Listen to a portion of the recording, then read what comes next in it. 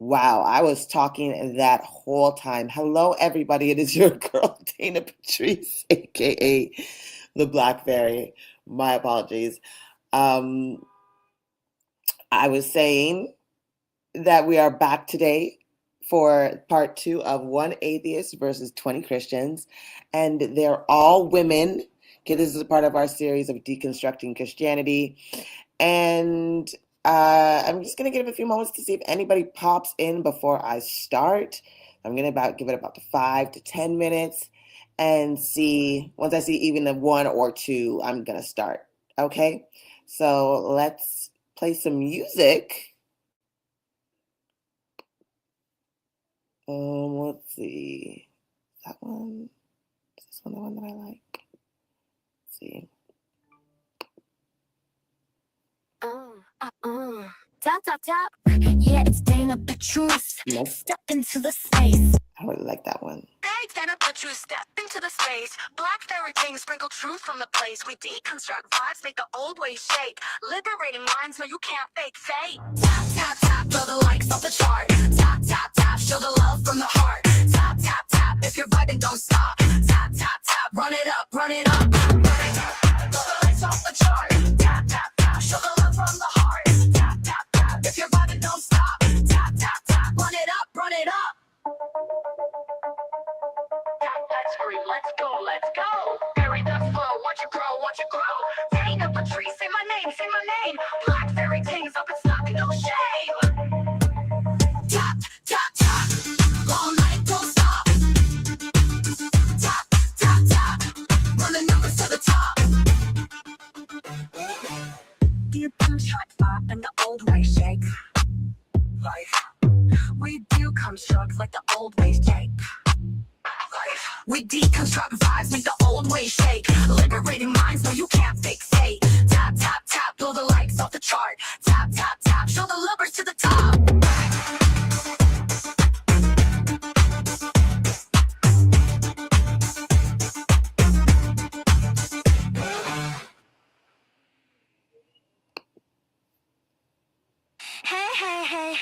Hey. Yes, Dana Patrice, step into the space. Black fairy ting, sprinkle truth on the place. We deconstruct vibes, make the old ways shake. Liberating minds, no, you can't fake fate. Tap, tap, tap, blow the likes off the chart. Tap, tap, tap, show the love from the heart. Tap, tap, tap, if you're vibing, don't stop. Tap, tap, tap, run it up, run it up. Tap, tap, tap, love it up, run it up. Tap, tap, tap, love it up, run it up. Tap, tap, tap, love it up, run it up. Tap, tap, tap, run it up, run it up. Tap, let's scream, let's go, let's go. Fairy dust flow, watch it grow, watch it grow. Dana Patrice, say my name, say my name. Black fairy tings up and stuck, no shame. Tap, tap, tap, all night, don't stop. Tap, tap, tap, run the numbers to the top. Tap, tap, tap, all night, don't stop. Tap, tap, tap, run it up, run it up.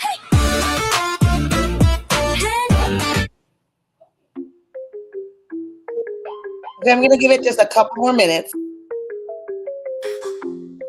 just to see. Deconstruct with me. I'm packing all this drama, tuning in with Dana Patrice. Don't forget to like, subscribe, tap the bell notification song. Leave a comment, let me see you put the fairy wings on. In this realm we grow and prosper. In this realm come in and be yourself. Black fairy kings, sprinkling the fairest over your mind. Liberating all the minds, we'll search for truth, one piece of love. The black fairy agenda, yeah. It's up and it's stuck. Yeah, deconstruct with me, deconstruct with me. Unpacking all this drama, tuning in with Dana Patrice. Don't forget to like, subscribe, tap the bell notifications. I wanna leave a comment, let me see. Put them fairy wings on. In this realm, we grow and prosper. In this realm, come in and be yourself. Black fairy take, sprinkle in the fairest over your mind. Liberating all the minds. We search for truth, one piece of love. The black fairy agenda, yeah. It's up and it's stuck. Yeah.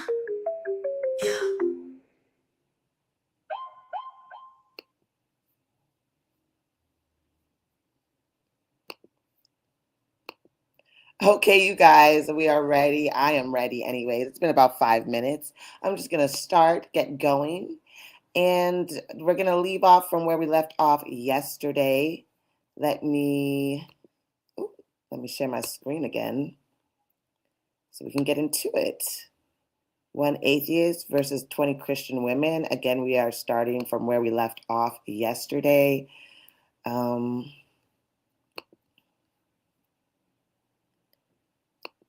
and is it up? Okay, it is not. Oh, let me add to the stage.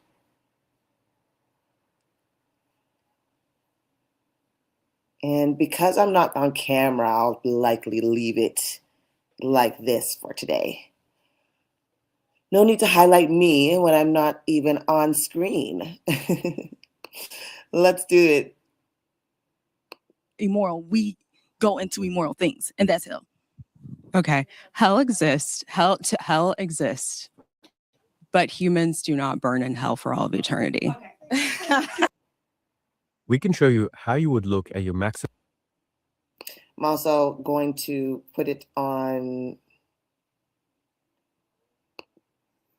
settings. Oh, this is for this. Hold on. Let me skip. I just want to make sure it's on 1.5 speed. Yeah, playback speed, because it is such a long segment. Okay, we can continue on from here, though. Well done. Well done. Christianity has done more harm globally than good. Hi, I'm Casey. Hi, I'm Marian. Hi, I'm Sheila Perez. Kyla. Alicia. Cool. Christianity has done more harm globally than good. So I think globally in this case also includes throughout time and not just like geographically. But my point here is that the organization, the belief system, and the entire project, the entire Christian project, has led to more violence, more control, more colonialism than the benefits that the organization has offered, which I do recognize it has offered. We're just talking about a net worse over net good. So in recognizing that there are good things that Christians have done, that's different. Christian individuals, I think, is different in this case. We can talk about that. But it is, even like Christian organizations, the good that they have done does not outweigh. I strongly disagree with that, because when we look at Christian charity, what has come from, not like we said, individuals, but what has come out of Christianity as a whole, we see the virtue of Christian charity. And I would say that some of the most good that we can measure in the world is because of hospitals, orphanages, universities. It's funny because they never know the real history about how and why they even brought those things there. It wasn't for the people there. They were going to new countries. They were getting sick, right? Because they were getting malaria. They were getting things that sick with things that were foreign to them. So they built those hospitals. They built those schools because they needed them there. They also needed to indoctrinate others by opening those schools. That's how they indoctrinated. It wasn't to help them. And the fact remains is, if you look at Christian nations, they are much far behind than atheist-leaning nations. So they've done so much more good, they actually have the most poverty, if you look at Christian nations. So she's actually incorrect. But we, of course, will continue to listen. Elderly care, all of that comes out of Christian charity. So I say that we can contribute all those institutions to the innovation that Christianity gives us in our charity work. And historians, sociologists, they'll agree that, hey, maybe I'm a secular atheist. I'm sure you said you're a deconstructionist. So I'm sure you're very aware of Bart Ehrman. He's a New Testament scholar who's an atheist. But he still says we have all of our values and our moral framework today because of Christian virtue. So I'm not sure how you're quantifying harm. And she's only quoting one Christian, and she said atheist, right? She's only quoting one who would say that. To believe that we were so unstructured and murderous before, that can be proven by the laws that we see. That at the same time, this Bible condones slavery. This Bible condones genocide. This Bible condones all these things that they had to do to conquer these places to build back up in the image of Christianity. It's so disingenuous, and it's so pretty much a spit in the face, especially when you're speaking to those who are from lineages that have suffered because of Christianity, right? We see what's going on in the Congo. Congo is over 90% Christian nation. So what are you talking about, right? I just saw this morning, that the US was sent military to the Congo, but not to protect the people who are going through a genocide themselves. No, it was to protect the minds, right? The equitable portions of the land, so that they could continue to grape the land as they do, so they built these things for themselves and then opened it up to the community with the intention of indoctrinating that community. So it's always a little bit disingenuous, but I know that she's likely just misinformed. She's heard these little tidbits here and there.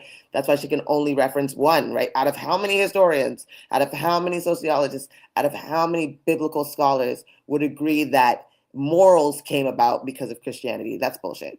We're good, but I think that we can look at those institutions and say those have done probably the most good in the world for society and for individuals. And so I'm not sure how you would measure harm being greater than that. That's tricky there because there's a lot of different claims that you made there. One of them being that the virtues that we have come from Christian morality, and I definitely refute that. I think that I think just evidenced by the fact that Christian morality has changed over time. Would you agree that like a Western liberal democracy, Sarah Payne says, Western liberal democracies are built on, Roman bureaucracy, Greek philosophy, Christian theology. Would you deny that Western liberal democracies emerged dominantly out of this theological and philosophical system?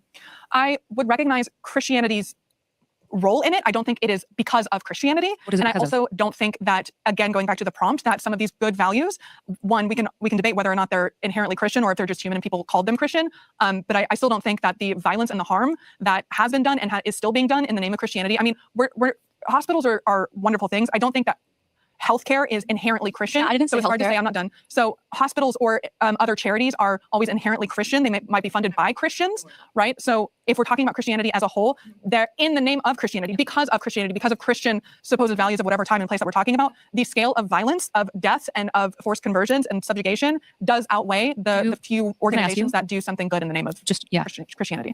Exactly. And that's why you see how uncomfortable they are with this topic. And I get it, right? Like, but what she's saying is absolutely correct. I often say that I wish they had more of biblical context in which the ways Christian, so that she could really show how the Bible was used and the what's the word I'm looking for? And how the gods, happy Sunday, high frequency, and how, like, what was I saying? But what I was saying was basically with this, how they're coming at her is very much kind of like, I can't think of the word, damn it. It's on the tip of my tongue. But what they're doing is basically, I wanted them, when you have a biblical sense, you can also go back to the Bible and show how the God does not share these values of helping everybody and loving everybody. These institutions that they're bringing up, again, Christians may fund them in a lot of ways at times. They also get a lot of tax breaks for those things. There is incentive behind it. They only do the bare minimum. Like I said, if you look at Christian countries in comparison to atheist-leaning countries, you can see that the atheist-leaning countries are doing better, do have better healthcare systems, do have better, definitely do more harm, high frequency. They definitely do more harm. But, and again, I'll reiterate the whole Congo thing. Congo is 90% Christian, right? What good is it doing that nation? What good is it doing? And these are the things that I would bring up, but I understand that, again, the education and how it even ties in about what's being done to the Congo. Like, he gives permission for his people to do these things to the people there, the indigenous of Congo. They like the literal friggin' formula for colonization comes from within the Bible, comes from this God. Do you think that civilization broadly has done more harm than good? Oh, that's a good question. I guess, yeah. So we should just go back to monkeys and trees. I don't think that civilization doing harm. That would be your people. I mean, who came from monkeys and trees? And look at her. Who came from monkeys and trees? Who do you think she's talking about when she says we came from monkeys and trees? Hey, Henrim, who the hell do you think she's talking about? Because I know the palm-colored people like her don't consider themselves to have come from that, right? And when we talk about how it's spread throughout the world, they often talk about pagan nations, often talking about African nations, people of color nations. In the Caribbean were people of color, right? Who was coming from monkeys and trees?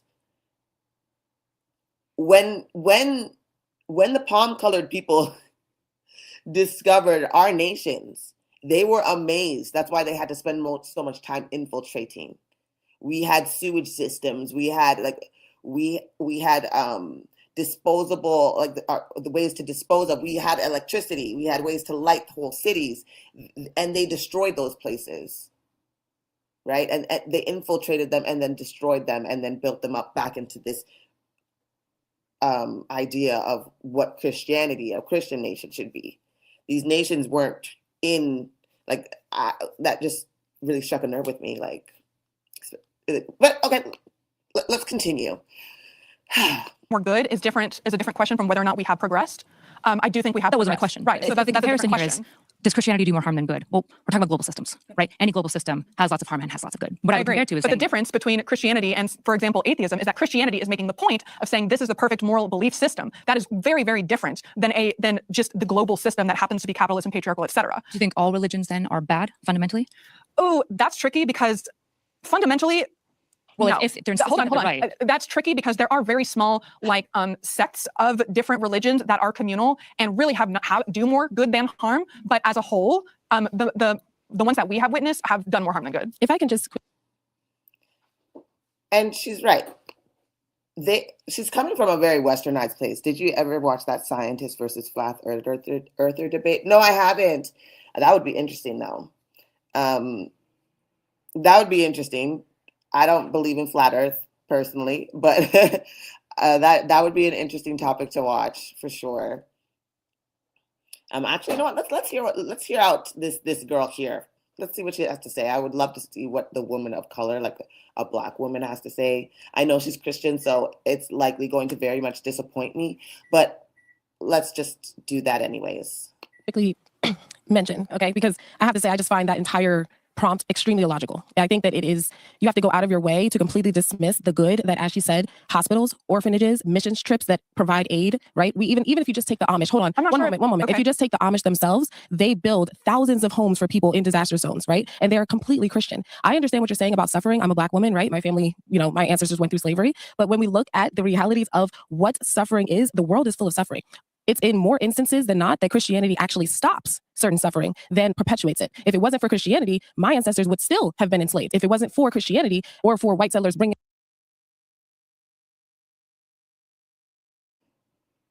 If it wasn't for Christianity, your people would have never been enslaved. Like, what is she talking about? And that's what I'm saying. Like, I knew it was going to be disappointing because I recognized her from the beginning of the video last time, and that's exactly what pissed me off. The clip of her saying exactly that. Yes, her comment here pissed me off.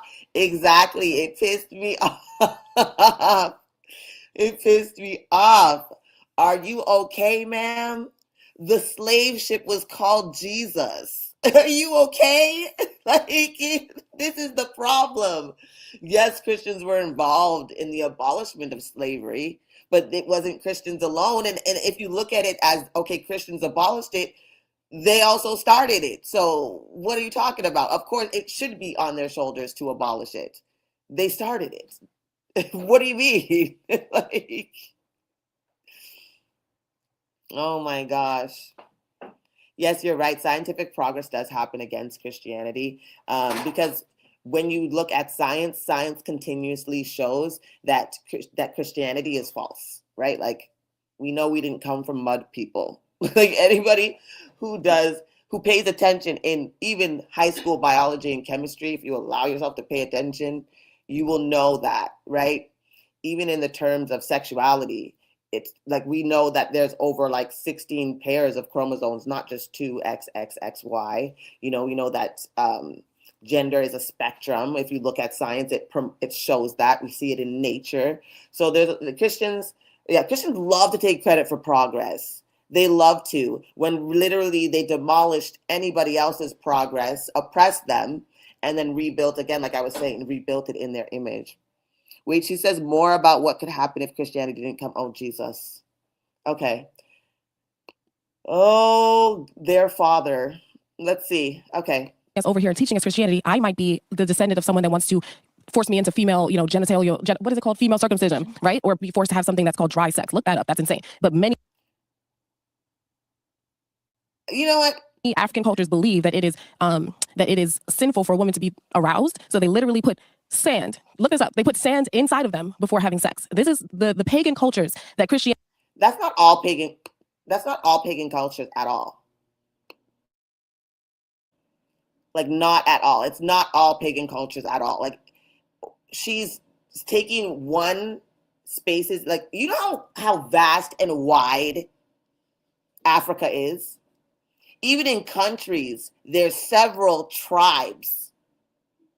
And she's reducing it to some of maybe the worst tribal cultures, which are not a part of every culture. It's maddening, but this is exactly why I say, like, it's harmful. Do you see how she looks? Look at how she looks at does that apply to her ancestors? Because if she's talking about this, they were West African, but from different, like, how do you know that the tribes you came from specifically practiced that? It's just so ignorant. Went out and eradicated, and I will agree that it was frustratingly difficult to accept that part of Christianity. But when you look at what they were doing, when you look at child sacrifices, when you look at human sacrifice.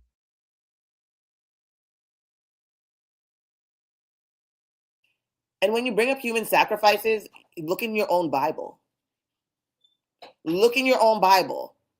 Your God has the Israelites eating their children, eating feces.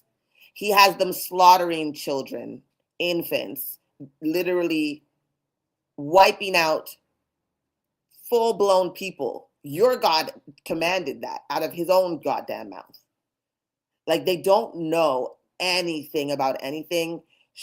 Has a very racist, white, colonial, indoctrinated mindset about Africa, about the nation, about the traditions, and she's extremely ignorant about her own God and what that God is willing to do and accept and have done to others in the name of uplifting his people. Because this is a supremacist God in this Bible. He lifts Israel above everybody else.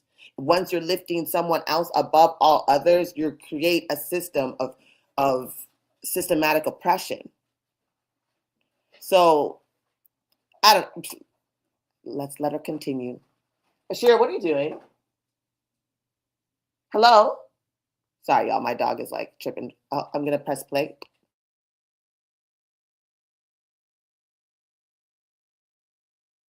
When we look at the Mayans and the fact that they would take entire villages and sacrifice all of those people. Atheism is the next best step. If paganism was bad and Christianity was better than Christianity, then atheism. And atheists have killed more people too, right? Look at Hitler was. I'm not making a claim that atheism is any kind of. Again, going back to the difference between, in this case, Christianity and atheism, is that atheism is not claiming to be a moral belief system that is perfect in essence. Okay, Yeah, Christianity. This would imply necessarily. And she's absolutely right. Atheism is not a belief system. We don't have a book. Atheists don't follow some guideline. We don't come together once a week or several times a week to talk about our love of atheism. And there's nothing, it's not a system that church is. So, and first of all, Schmittler was not atheist, from what I believe, if I'm not mistaken. So look at her getting all cocky, though. She doesn't know anything at all. And I'm talking about the palm-colored one that said the whole thing about monkeys and trees. Yeah. They compare Africa to the USA. Shouldn't they be comparing Christian to non-Christian community states within the same country? You'd think they would, right? But then they'd have to hold themselves accountable to the fact that the States has how many children unaliving from starvation, right? He was Catholic. I wanted to say it, but I didn't want to be wrong because I knew that he was actually like, and that's the thing. I don't understand how Christians can separate Catholics from themselves. They act like they're not Christian when they got everything from the Catholics, including the Holy Bible. All this church history, all this biblical history leads back to them. It's very insane that they don't consider them Christian, but it's just another way to push themselves away from the narratives that, the Catholics have done. But yes, okay, I could have sworn he was. I was like, what is she talking about? Like, what are you talking about?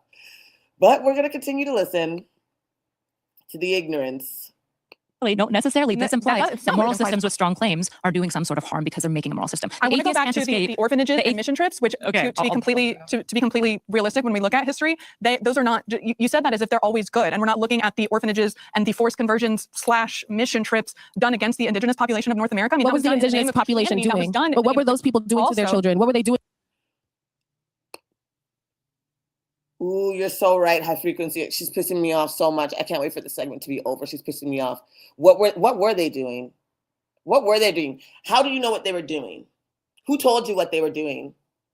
I know she's about to say the most ignorant thing about the Native Americans here, because and it pisses me off because I know you guys. I say this all the time. I'm Canadian. I'm a Black Canadian, right? I'm first generation Canadian here. My parents are from the island of Jamaica. I was the first to be born here, but we still find graves of those babies all the time. All the time they're digging up graves of those children, of those orphanages. And you're saying, what were they teaching them? What were they doing to them? Have you looked at the indigenous culture? She's about to spew some bigotry, and it's gonna piss me off. But we're gonna get through this. We're gonna get through this. This is why I say Christianity is absolutely harmful. People are like, oh, you should let people have their religion. No, we should not allow people to teach people to be this fucking ignorant. There should be no qualms about it. Because look at what we have people defending or trying to imply. The ignorance being spewed here is actually like, I don't know, it's irritating. But this is my point. It's proving my point, right? It's proving my point about how harmful the mindset of Christians are. When you really sit down and you speak with them, they smile in your face and they act holier than thou. But when you have real conversations about real things happening in the world, you see the mask start to fall, and you see who they truly are. Modern biology and Christianity are not compatible at all. The problem with science is you can see it, so they can show you it. It's usually repeatable. No, it's not usually. It's always repeatable. That's how they come to the conclusion. That's the fact. They see it happen over and over again, right? So it's repeatable. It's demonstrable. What can you do with Christianity? They can't repeat parting the Red Sea. They can't repeat manna being rained down from the sky. They can't even repeat walking on water, right? They're supposed to be able to do greater things than Jesus himself did, right? That's what Jesus said out of his own mouth. That's how you'll know a believer. They should be able to drink poison. They should be able to do the miraculous things. This is, according to Jesus. None of them are willing to pick up some bleach right now and chug it to show the power of God. If any of them get sick, they're going to go to the hospital, get chemotherapy, and then say God saved them. When without those human interventions and science intervening, they would have been passed away. Like they do it every time. Yes, exactly. Science is falsifiable. Absolutely. Yep. They never focus on doing that. Not ever. But she's about to piss me off some more. I'm just going to get through it. To villages that they That's conquered. No, I'm being serious. I make a quick, because we started with my original claim, these are Christian innovations. I'm not saying that no one ever took care of a kid in a charitable way before Christianity. I'm saying that it's because of the framework that Jesus Christ set to take care of the vulnerable, the widows, the orphans. That was an inherently new value system that Christianity brought to the Absolutely not. It was always within our system, African systems, to take care of each other. That's why we were bartering with each other. That's why we were mostly egalitarian. It was surrounded by community, right? Even the whole, nuclear family is unnatural, right? The nuclear family works for men because it isolates women. It takes us away from the community that we have together. And if we had community more together, we wouldn't allow them to get away with such things. I would liken us to be like our closest ancestor, the bonobos, right? Matriarchal, egalitarian, right? The men do something, the males, sorry, not the men, because they're chimps, you know what I mean? They're apes. But those apes, when recently they actually got on film, the female bonobos tearing and beating the ass of one of the male bonobos. They came together as a female coalition to beat his ass because he harmed one of the children in the community. They ripped his balls off, literally. They beat him down. That's what happens when you harm a child. That's what happens when you grape in the community of our closest ancestors. We share almost 98, 99% of our DNA with them. So that's why I liken us to them as of how it would be if women came together. That's how things were before. It was surrounded raising the children, and it wasn't just a nuclear family. It was the community's job to make sure that they grew up safe, to make sure that they came to no harm, and same for the women. You know, the men weren't allowed to get out of control such things. I often talk about the book When God Was a Woman, right? Prior to patriarchy, domination, and Christian domination. It debunks everything that they're saying here. These structures were already there. They tore them down, not because they were evil, but because they needed to rebuild them in the image of Christianity. I'm sorry, excuse me, guys. But let's get into it. Let's let them finish. Let's continue. Forefront, and that is why we now see. No, it is. We have secular historians. Have you ever read Tom Holland's book? He's a secular Greco-Roman historian. He's not Christian, and he says that the values that we have that created specifically hospitals and orphanages are coming out of a Christian moral. She's talking about one person. She's talking about one person. She keeps talking about this one person who happens to agree with her in some form of context. These black church ain't doing that. They took women's money now. I know. That's all they do is take, especially women, because it's mostly black women in the church, unfortunately. They take their money. And then when those women pass away or anything happens to them, they don't know what to do except send a prayer, right? Those women give 10% and more every week. Something happens in their hospital bills, medical bills come up and things like that. And all of a sudden the church only has prayers, right? I see it all the time. Framework that the Greco-Roman world really didn't have or practice. So I'm not saying that every charity is Christian or no one could have been kind or good before Christianity. I'm just saying that the innovations we have today, we don't even realize it, but they are inherently Christian. I'd like to add something. First, I want to say thank you for having this prompt. I actually ended up increasing my faith more. So thank you. To add to what she was saying about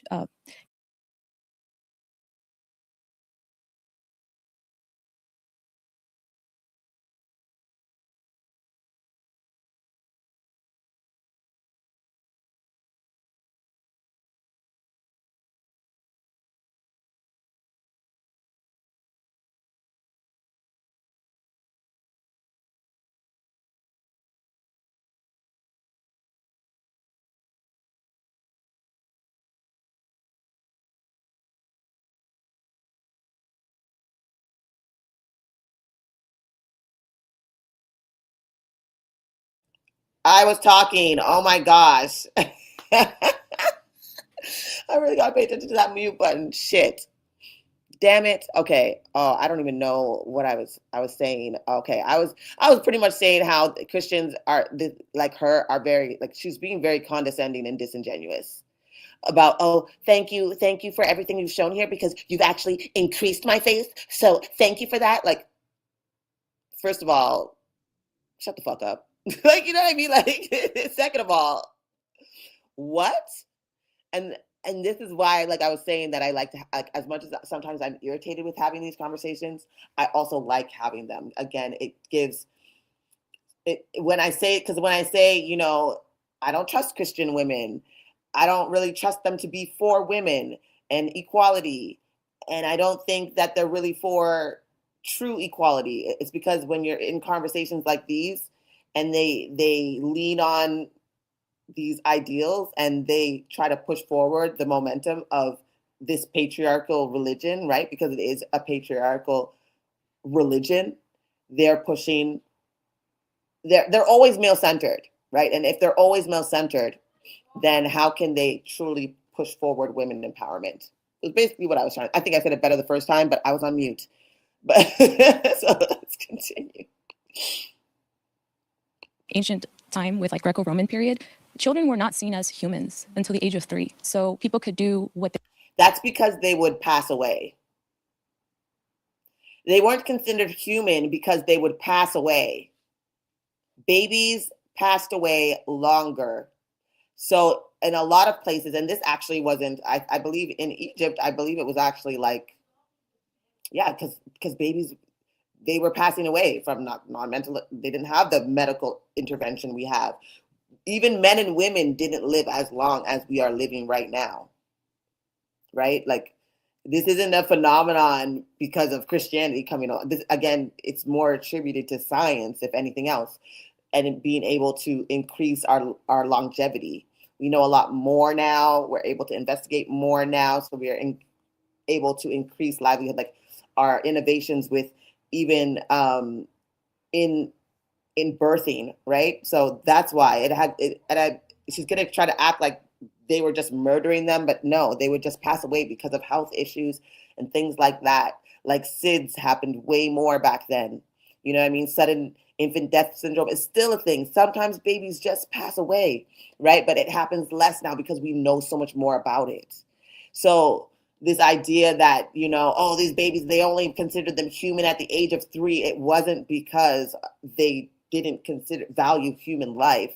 It was just because they rarely lasted above the age of 3, depending on whatever was going on, famines, things like that. Like, I don't know. Again, it's just the ignorance. Well, there was a case of like a child being buried up to his neck and was left starving for 3 days. And they would put food in front of them just so they could take nutrients off of it, I mean, that's how they were speaking, off of the child to make love potions off of it. And there was... Who did this? Does anybody, okay, and I know, High Frequency, Madison. I know High Frequency, you've said that you've watched it, but it's like she's making all these accusations, but she's saying this happened here. Where did it happen? What were the circumstances? You can't just throw things out there and just act like, she's not even speaking in a way that she sounds even very educated on it. She didn't, at least the other girl was citing her one historian that sides with her on that one specific aspect of believing that without Christianity, apparently we wouldn't have these things called hospitals. I mean, the first surgery that was ever done, I believe, was done in Egypt, and it was before colonization. So what the hell? And girl, no, they were just throwing stuff out there. That's what I'm saying. Like, you're just talking. You're being stupid. Because you know who else did stupid shit like that? Christians to slaves that looks like me. And so what are you talking about? Right? They used to tar and feather. They used to tie your limbs to horses and tell them to swat you. This was under the guise of bringing Christianity. Right? Like, what are you talking about? Christians have done far worse. Christians were eating us. What do you mean? And this is why I'm just like, you know, this couldn't have been a Black woman atheist. And y'all are talking about all these atrocious things that non-Christians have done throughout the world, according to you, but not compared to the very horrible practices that were endured by the hands of Christians themselves under the guise of actually bringing Christianity and becoming a Christian nation.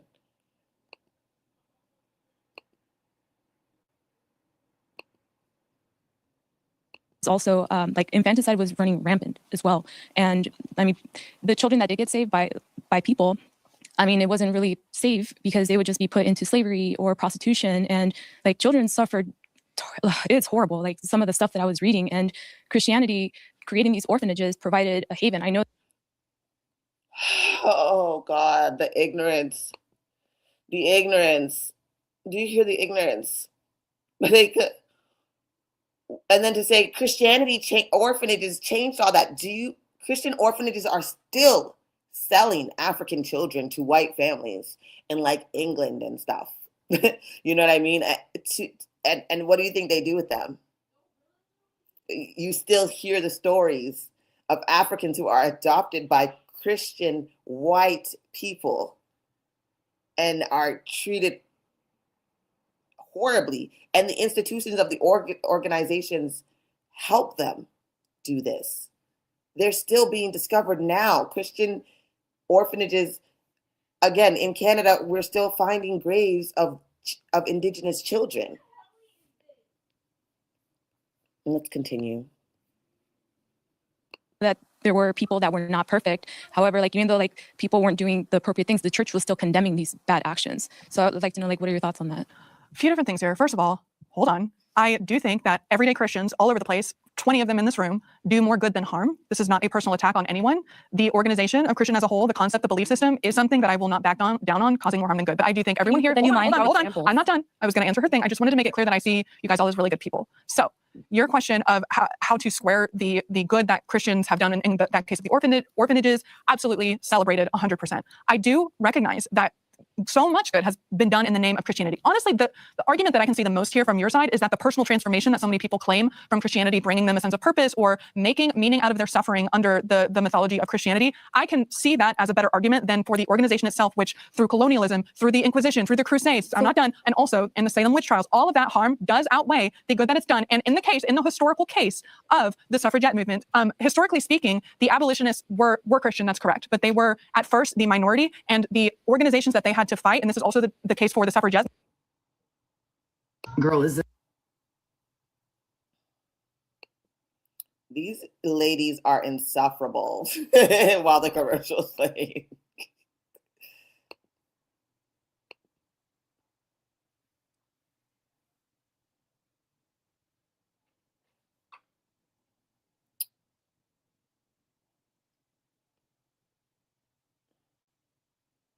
What's going on?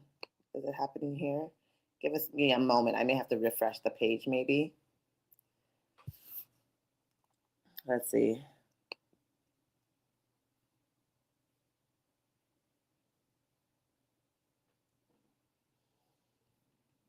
Okay, I'm gonna refresh it.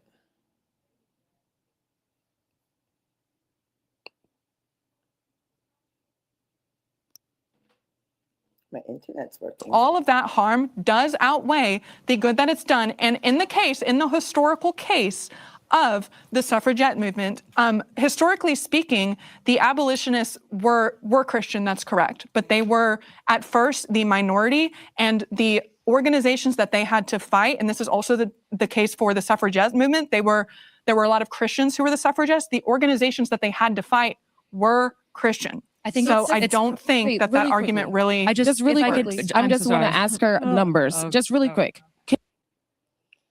Can you give us your numbers on this suffering that you're claiming is that much less or much horrible in Christianity, right? Like you mentioned the Salem witch trials. That was only about 60,000 people tops that were killed, Totally. right? So when we're talking about, She's saying that as a Black woman sitting right there.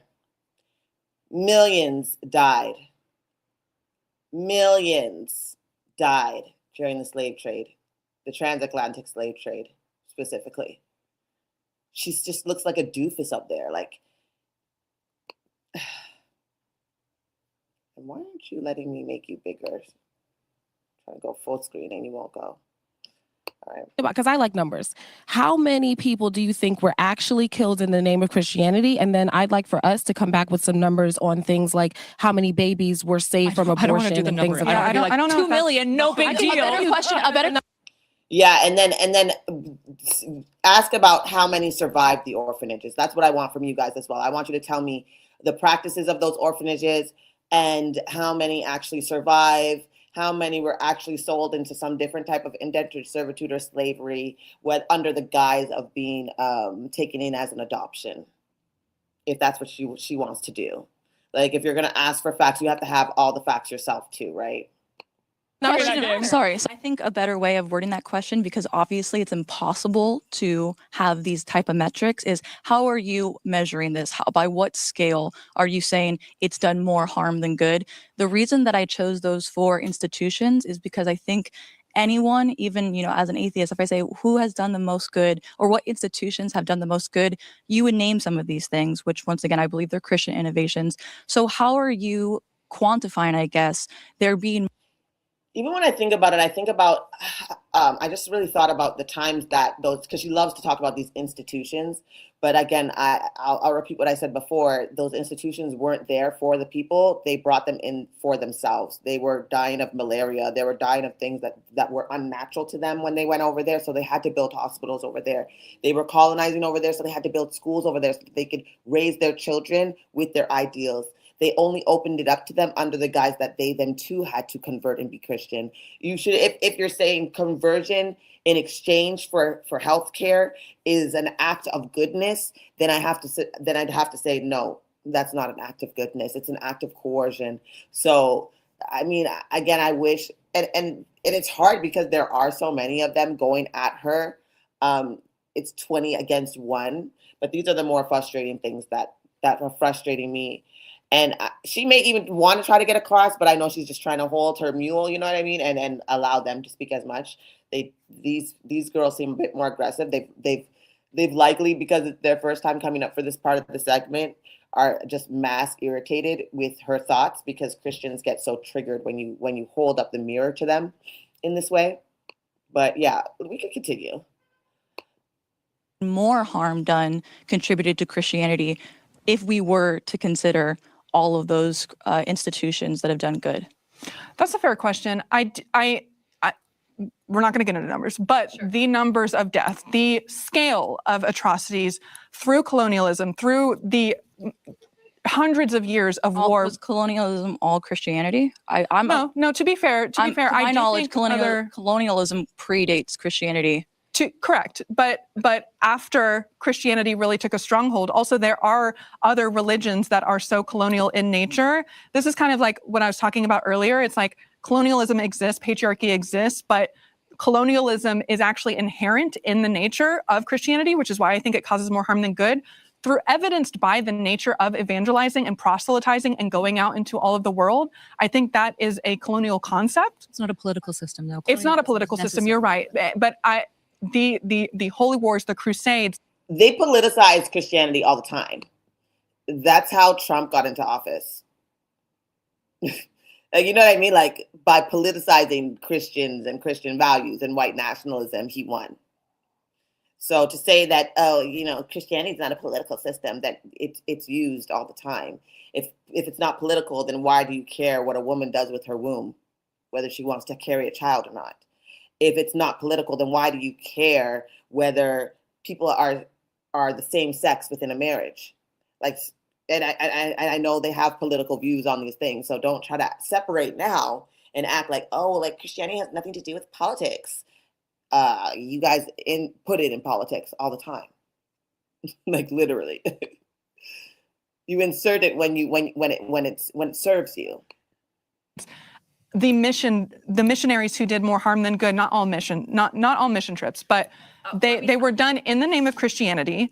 And so when we're talking about the good that has been done, I like you were saying earlier that the values that we have are Christian in nature. And I just disagree with that, because those values did predate Christianity. And also people have those values while they don't call themselves Christians.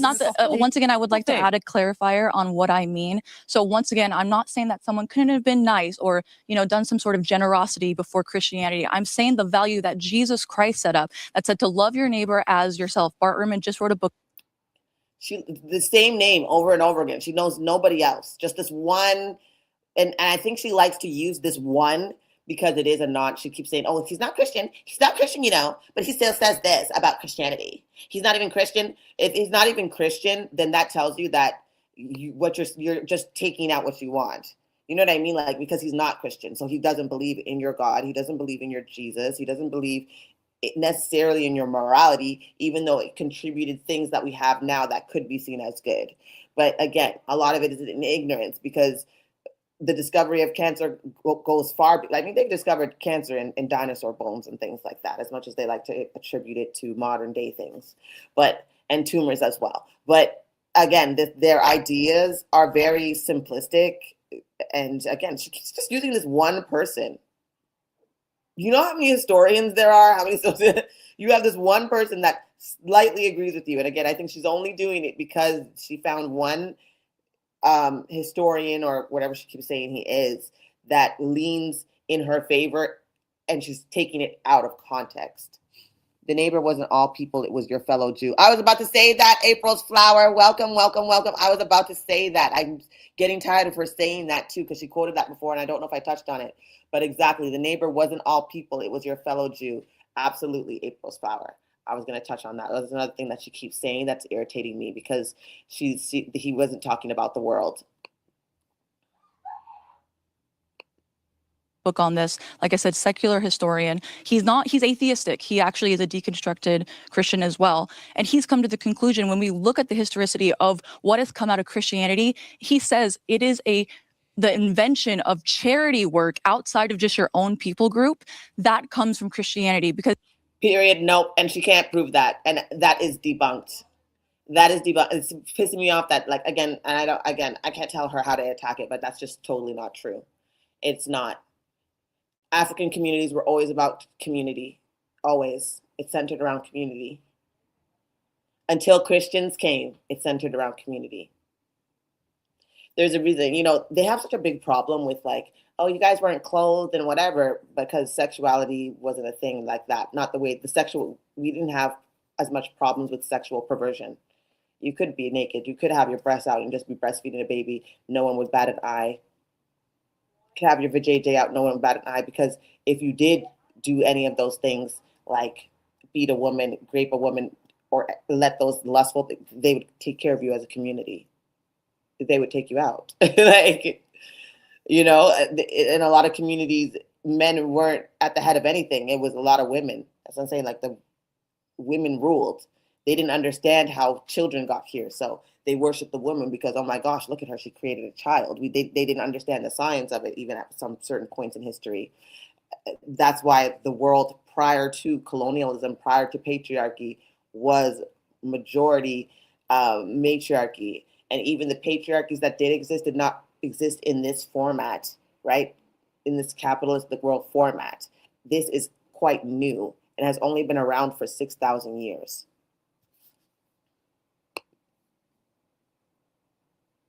Because yes, did Greco-Roman cultures and other cultures take care of their own kind? Yes, but it is an innovation and an invention of Christianity to say what the Good Samaritan, the parable of the Good Samaritan, not just to care about our own people, but no matter what class system, ethnicity, or gender they are, we're all made in the Imago Dei. That's a Christian doctrine that says we all have innate values simply because we're human. I don't think that you can find anything. She can't even back that is historically true. You could say that that's what they said, but when you look at the institutions that they built and the things that they were doing, it was not that, right? Like, the most classist and elitist people I know are Christians. Like, they hoard over their salvation over everybody else. I don't think any of them have April's flower. I really don't think any of them have actually read this Bible. And a lot of them don't, right? Except for the parts that they could pick apart. That's why even in the first half that we did yesterday, someone brought up Job and they misquoted it being like, it was Satan who brought Job up and no, if you read the story, and we've read it here on my lives, that it was God who propositioned. It was God who propositioned Job up to Satan. Satan just came in minding his business amongst his brethren for some reason, even though he'd been cast out of heaven apparently. And he when it came to Job's story, he walked right through the gates, no problem, no qualms about it.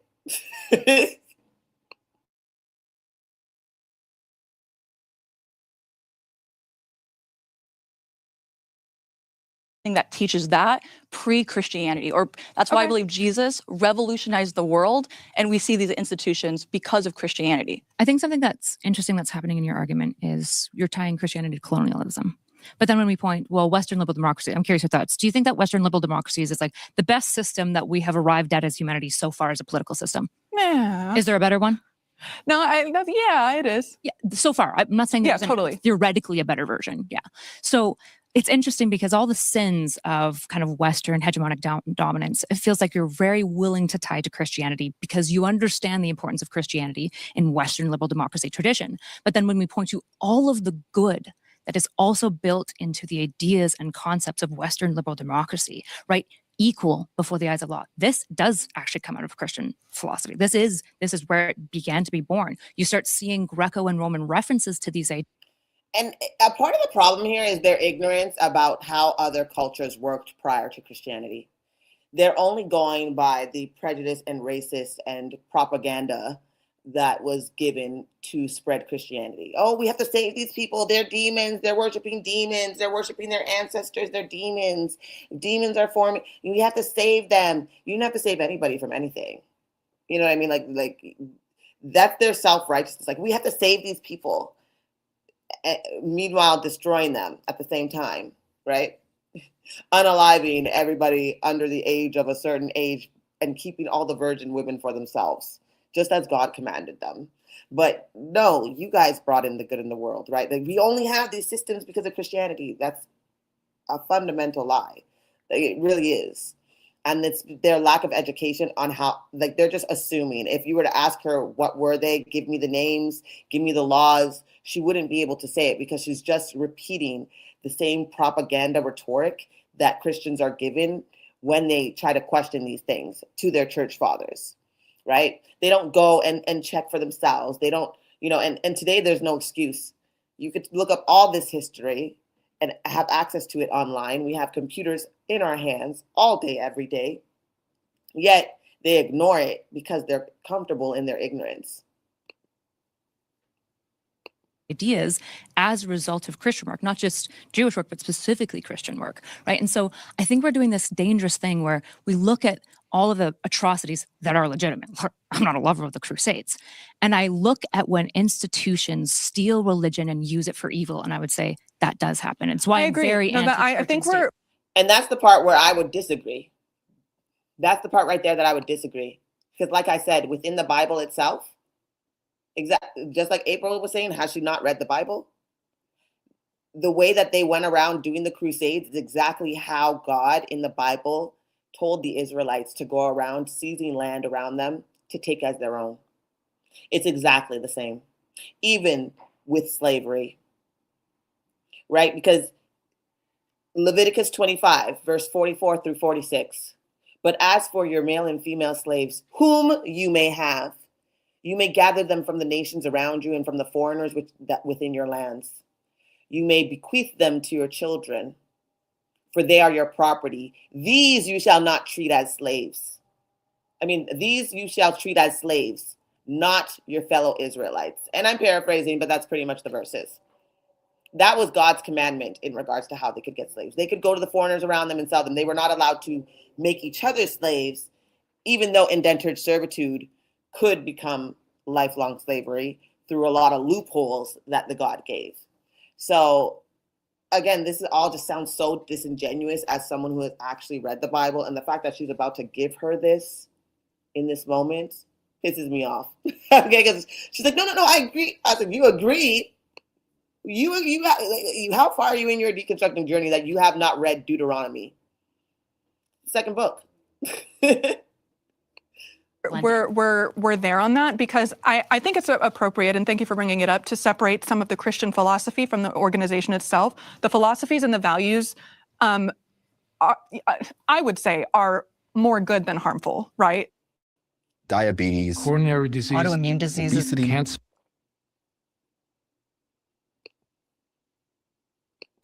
For the most part. We're getting somewhere. For the most part. But to your point, all of the organizations, all of the governments, all of the things that have been done in the name of Christianity, and I'm not really going to be available for No Truth Scotsman because at the end of the day, Christianity does create a culture. Okay, I want to get you on that one. Does create a culture of allowing this violence to be adopted on behalf of Christianity. So we have to question why this belief system allows for all of this atrocity to be done in the name of Christianity. Yeah, in the same way that democracy and liberalism is supposed to be about the equal treatment, and yet liberals for almost all of American history. I thought something was wrong. I knew they were going by too fast because remember I wanted this to speed it up. And when I reset it, the playback speed went back to normal, and I want it at 1.5. Because this is a long ass video and we still have so much more to go. Just let Black people be slaves, right? Now, that's not liberal. That's like the opposite. I think, so I get to do this because I'm a based liberal Christian, okay? And I'm not a fundamentalist. I'm not a fundamentalist Christian. Never have been. I look at the story of the... What did she say? The historicity of what has come out of Christianity. He says it is the invention of charity work outside of just your own people group that comes from Christianity. Because yes, did Greco-Roman cultures and other cultures take care of their... Right now, that's not liberal. That's like the opposite. I think it's appropriate, and thank you for bringing it up, to separate some of the Christian philosophy from the organization itself. The philosophies and the values I would say, are more good than harmful, right? For the most part. We're getting somewhere. For the There we most go. part. But to your point, all of the organizations, all of the governments, all of the things that have been done in the name of Christianity, and I'm not really going to be available for No Truth Scotsman, because at the end of the day, Christianity does create a culture. Okay, I want to get you on that. Does create a culture of allowing this violence to be adopted on behalf of Christianity. So we have to question why this belief system allows for all of this atrocity to be done in the name of Christianity. Yeah, So, in the same way that like democracy and liberalism is supposed to be about the equal treatment, and yet liberals for almost all of American history just let black people be slaves, right? And you're like, that's not liberal. That's like the opposite. I think so. I get to do this because I'm a based liberal Christian, okay? And I'm not a fundamentalist. I'm not a fundamentalist Christian. Never have been. I look at the story of the Bible of God trying to lead people towards his. I have a theory that liberal YT women are some of the most diabolical women of them all. At least with Republican women, we know where they stand, but liberal YT women often act as though they are so not racist, and they have a lot of racism within them. Okay. Sorry, a lot of them. When you come down to it, because like I said, even that jest she made, like, oh, should we go back to being in monkeys and trees? I didn't forget about that shit. I didn't forget about that shit. Who was monkeys and trees? Who are you referring to? Right? I was saying before, a lot of the times their mask drops, right? You're gonna have to agree exactly. Is this about God or the libs? Exactly. Exactly, April's flower. Exactly. Liberal YT women are some of the most dangerous. Yes, they're more likely to have obviously more liberal views, but they carry a lot of racist ideals and views as well. Even being as liberal as they are, they only want liberation as far as it upholds them in a lot of places. And of course, I've seen a lot of YT women who are, but honestly, those ones are usually atheist. Right, the Christian-leaning liberals, they still have a lot of prejudice within their hearts and souls, a lot of prejudice, and you could tell because that Christian mindset comes in, and the bigotry lies within those ideals. But yeah, let's continue. Moral truth, and people being really miserably bad at it, right? This is why I'm so violently and aggressive, not literally violently, in Minecraft, okay?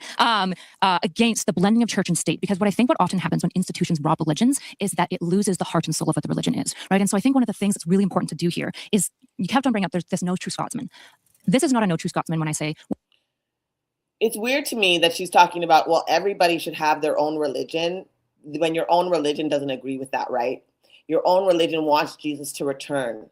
According to the Bible, everybody has to know about Jesus and either accept him or not, which means that you are going to go around evangelizing, trying to change people's mind, trying to get them to come through. And then when judgment day happens or when they are being persecuted, you are going to turn your face from them and be like, well, I told you Jesus was coming. I'm going to allow this bad thing to you because this is what's supposed to happen to non-believers. I tried to tell you, I tried to warn you, but yes, we're going to murder you because you don't believe as we do.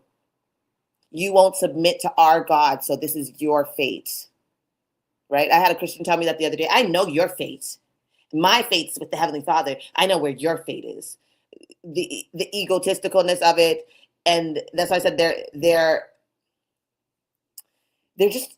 extremely disingenuous. They're extremely disingenuous in the idea that they are okay with everybody practicing their own religion, because of the way that they feel about you and your decision at the end of the day. If that makes sense, if I'm making sense. When the institutions did evil, it wasn't Christian, because the fundamental definition of Christianity is the Apostles' Creed, right? It is this idea of Virgin Mary. Depending on who you ask. There is almost no sect of Christianity that will reject the Apostles' Creed, including Mormons. Modern Quakers might not, but they're kind of weird. And I don't know if they might not even think that they're Christian anymore. But most would disagree with Apostles' Creed, right? And I'm willing to bet she doesn't know the creed, what 45,000 different religions believe.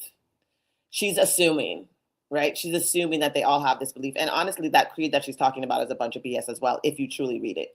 And so what's happening if you do a No True Scotsman is if you point to the Crusaders who were actually embodying the definition of Christianity and going, oh, well, actually now Christianity means this new thing so that I can exclude people. But I don't think that's what anyone's doing here. Yeah. Christianity as a fundamental idea is a monotheistic religion that believes in a God that is supreme and all-loving, all-powerful, all the alls, right? And that we as fallen humans should be as maximally in pursuit of enacting his will into this world as individuals, right? And when you see people acting... And there it was, right there. We as Christians individuals are in charge of enacting his will. And who gets to decide what the will of the God is? The Christian church fathers. So if they decide that slavery needs to return and say it's enacted in God's will, and then brings up Leviticus 25, verse 44 through 46, you will accept it as God's will, because you accept these church fathers' definition of what it is to be Christian. You accept the indoctrinated version. You will go through and follow through with what the church tells you to do, which is the danger of it all. The lies they have to tell to form an argument is exhausting. It really is. It really is. And even that same girl, I had to call her out because she was full-face lying, right? Lying to my face. And I told her she broke the 9th commandment. She's like, well, what's the 9th commandment? I said, you don't know the 9th commandment? The way that you're up here as a soldier for God? You know what I mean? Anyways, I had to tell her it was lying. Because she tried to tell me she does not break any of the laws. She does not sin anymore since she accepted Jesus. So I asked her the simple question of, well, what do you wear? What clothes do you wear? Do you wear clothes? And she goes like, yeah. I said, are they mixed fabric? She goes, sometimes. And I said, okay, so then you're breaking God's law. You're not supposed to mix fabric. And she's like, well, you know what? I don't even really wear clothes. I don't leave my house. So I just walk around naked all the time, 24/7. Like, you don't have to lie just because I caught you didn't realize that you were actually breaking the law by doing it. I'm like, and you broke the 9th commandment to try to seem as though you were obeying another commandment. Like, you're still a sinner. You know, the seed of God does not abide in you, right? According to the Bible, if you sin after you've been baptized. You know, that's one of my prompts on my videos. If you guys ever, like, I'm trying, I think I can now go back to live streaming my TikTok lives straight to YouTube as I'm doing it. So we'll see. Yes, girl.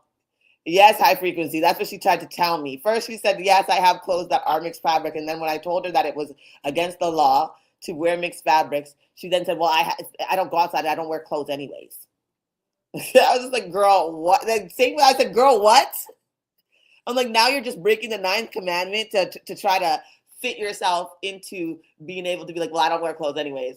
And I'm like, I'm sure that you've had to wear clothes and go outside since the time that you've been baptized. Like, stop the foolery. Like, I don't go outside much. I'm in my house, my place a lot. But I do go outside. I do get dressed every day. You know what I mean? I'm not saying there's nudists. I get it. But come on, even they get dressed when they go outside. They have to, right? Like, stop the fuckery. When you go and check your parents or something, you put on clothes to do that. Like, stop it. You know what I mean? It's just, again, that disingenuous, condescending, you know, trying to make it fit. Again, willing to lie to make it the argument work. It's incredibly ridiculous. From that predilection, that's where charity comes from. That is where, like, the Christians do the most charity, they do the most support, they do the most helping of the poor, the lonely, the homeless. Like, Christians are embodying this, which is why I agree Christians have done great harm, as all great civilizations have. But I do believe that Christians have done more good. I think it's totally fair to, again, separate the philosophy and apparently what is the ultimate understanding of Christianity as a concept from the political structures built around it in a like intellectual conversation. But if we're looking at the material conditions of all of the people who call themselves Christian, I'm sorry, but they said that they were doing it in the name of Christianity, which is what I was talking about in the prompt, that resulted in more harm than good. It doesn't. Sure. Yeah. You just don't hear No, about. I like numbers. We don't need to. If you're going to give me a quantifiable statement, you're going to say it has done more. She has no numbers herself. I like numbers. Then why don't you look into it? Why don't you look into it? Why don't you actually do some real research on the tribe where you would have come from to see if they even did those things where you're from, right? Because you're just pulling things out of your ass. You're making it seem like a whole continent filled with hundreds of countries, thousands of tribes, tens of thousands, probably millions of tribes who do very different things and have very different cultures.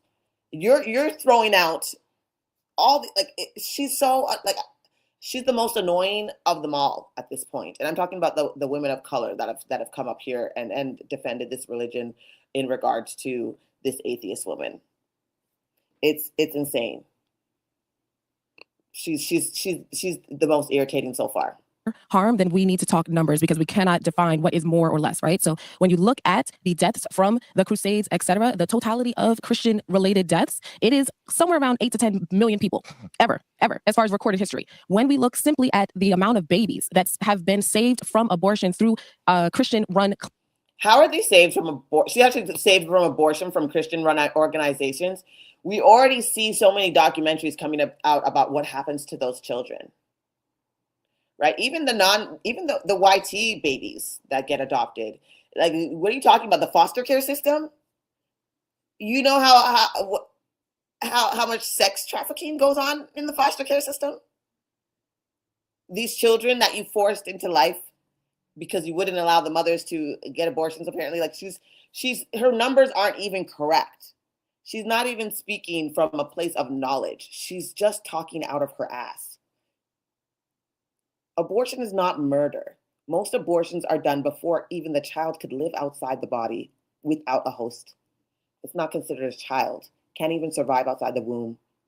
No one's taking out 9-month-old babies and unaliving them as abortions. It's not a thing. I'm so tired of the ignorance. Like, learn about it. Jesus. Let's continue.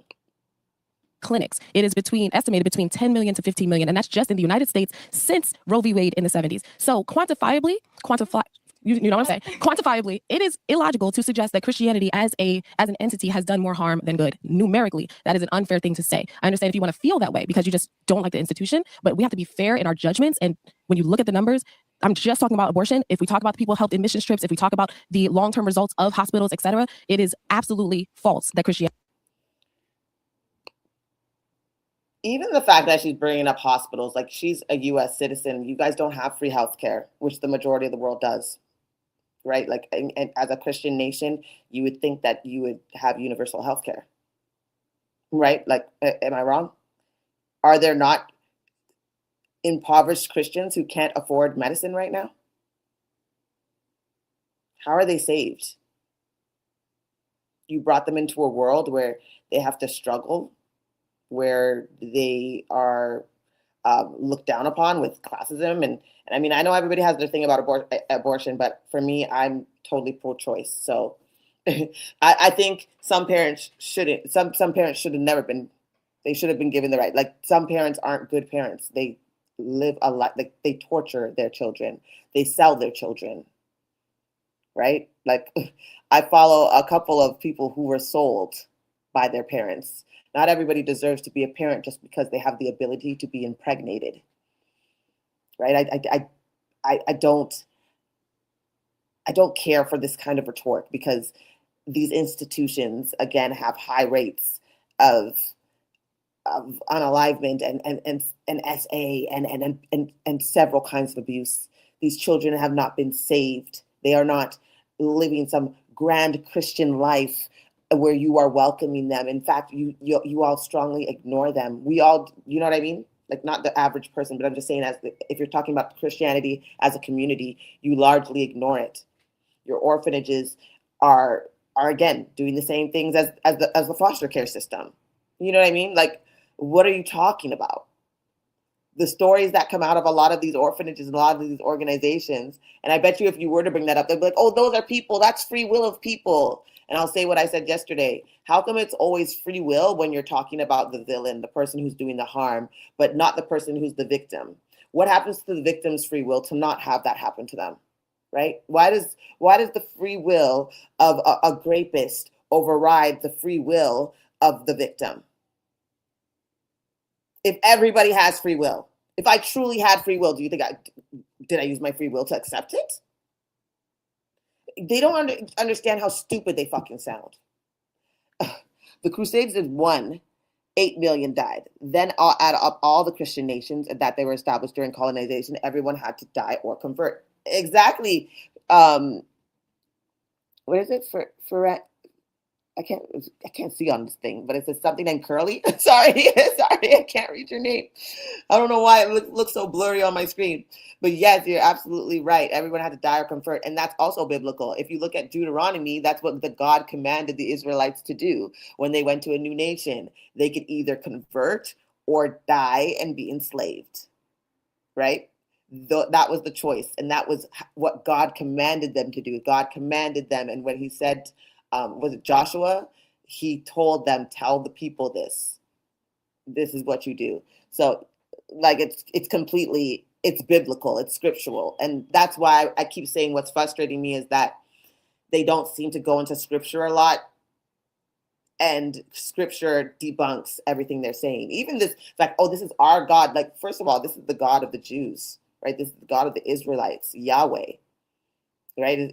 It's not your God. And honestly, the Jews don't even believe that the God is all knowing, all loving, or any of those things. Those are Christian indoctrination. Those are, like, it's funny because, like, Christianity is cultural appropriation of Jewish culture and heritage, right? So it's like, you saying these things, but actually, if you go back in history, Yahweh was never that. You guys created him into that. Oh, my thing's not charging. Hold on. You guys created him and put him in that perspective, but it's actually not true at all. Like, that's not even how they view him. Christianity has done more harm than good. If you're going to include the unborn in the numbers, to your point, if we're talking about numbers, then you have to include all of the unborn who were, all of the people who were not born because of the mass atrocities, in the numbers of millions, by the way, that were killed in the name of Jesus. Well done. The existence of the natural world does not imply a creator maker. I do like that she actually got up and shook her hand. I appreciate that aspect of it. Okay, let's get into this next part. Let's see. So the existence of the... This is Pocket. I never go anywhere without. Let me mute this. Skip. Hi, I'm Casey. I'm Kaitia Lamore. I'm Elise. Sorry, I just want to... We're killed in the name of Jesus. Well done. The existence of the natural world does not imply a creator made it. Sorry. Hi, I'm Casey. I'm Kaitia Lamore. I'm Aaliyah. I'm Akaira. I'm Tahira. Nice to meet you. Sorry, I just want to say, Lakaira, you look cute as fuck. Did you see that girl with the white and the black boots? I'm sorry. I'm so... Lakaira with your Christian self. You sure you're Christian? You don't look like no Christian to me. With them high thigh boots on your leg them. A stretch out. Those shorts look a little short. But okay, the outfit is giving. The hair is laid. The makeup is cute. The existence of the natural world does not imply 10s across the board. Sorry. a creator made it. So this one is pretty sticky and it's pretty tricky, but really the meat and potatoes of what I'm talking about here is all of the observations and measurements and understandings and conscious experience of the natural world or the universe and all that is contained therein does not imply or allow us to find any evidence of anything outside of it. And just as well, first of all, thank you for being here. I think you're doing a great job articulating yourself and being respectful. I do appreciate that. And obviously, I believe in the creator of the Bible. But when you talk about a creator, are you just saying any religion, any creator? Are you mentioning the universe? Like, is there any sort of like created designer? Or is it just the Christian creator that you're mentioning when you're talking about the world and its creation? So both. We don't have any awareness or ability to evidentially substantiate any designer outside of the universe. In this context, we can or not speak specifically of the Christian God, which I think is even less likely than a designer of any kind. Okay. And so your worldview is evolution, Big Bang. Like, could you explain your thoughts on how creation came to be, just so that we're clear, because there's so many opinions about it? What does it have to do with anything? What does her personal belief about how creation happened have to do with? I guess a little bit. I guess maybe a little bit, but not really, because like at the end of the day, it doesn't matter what I think. I don't believe that this particular version, your version, is true and real. You know. So let's see.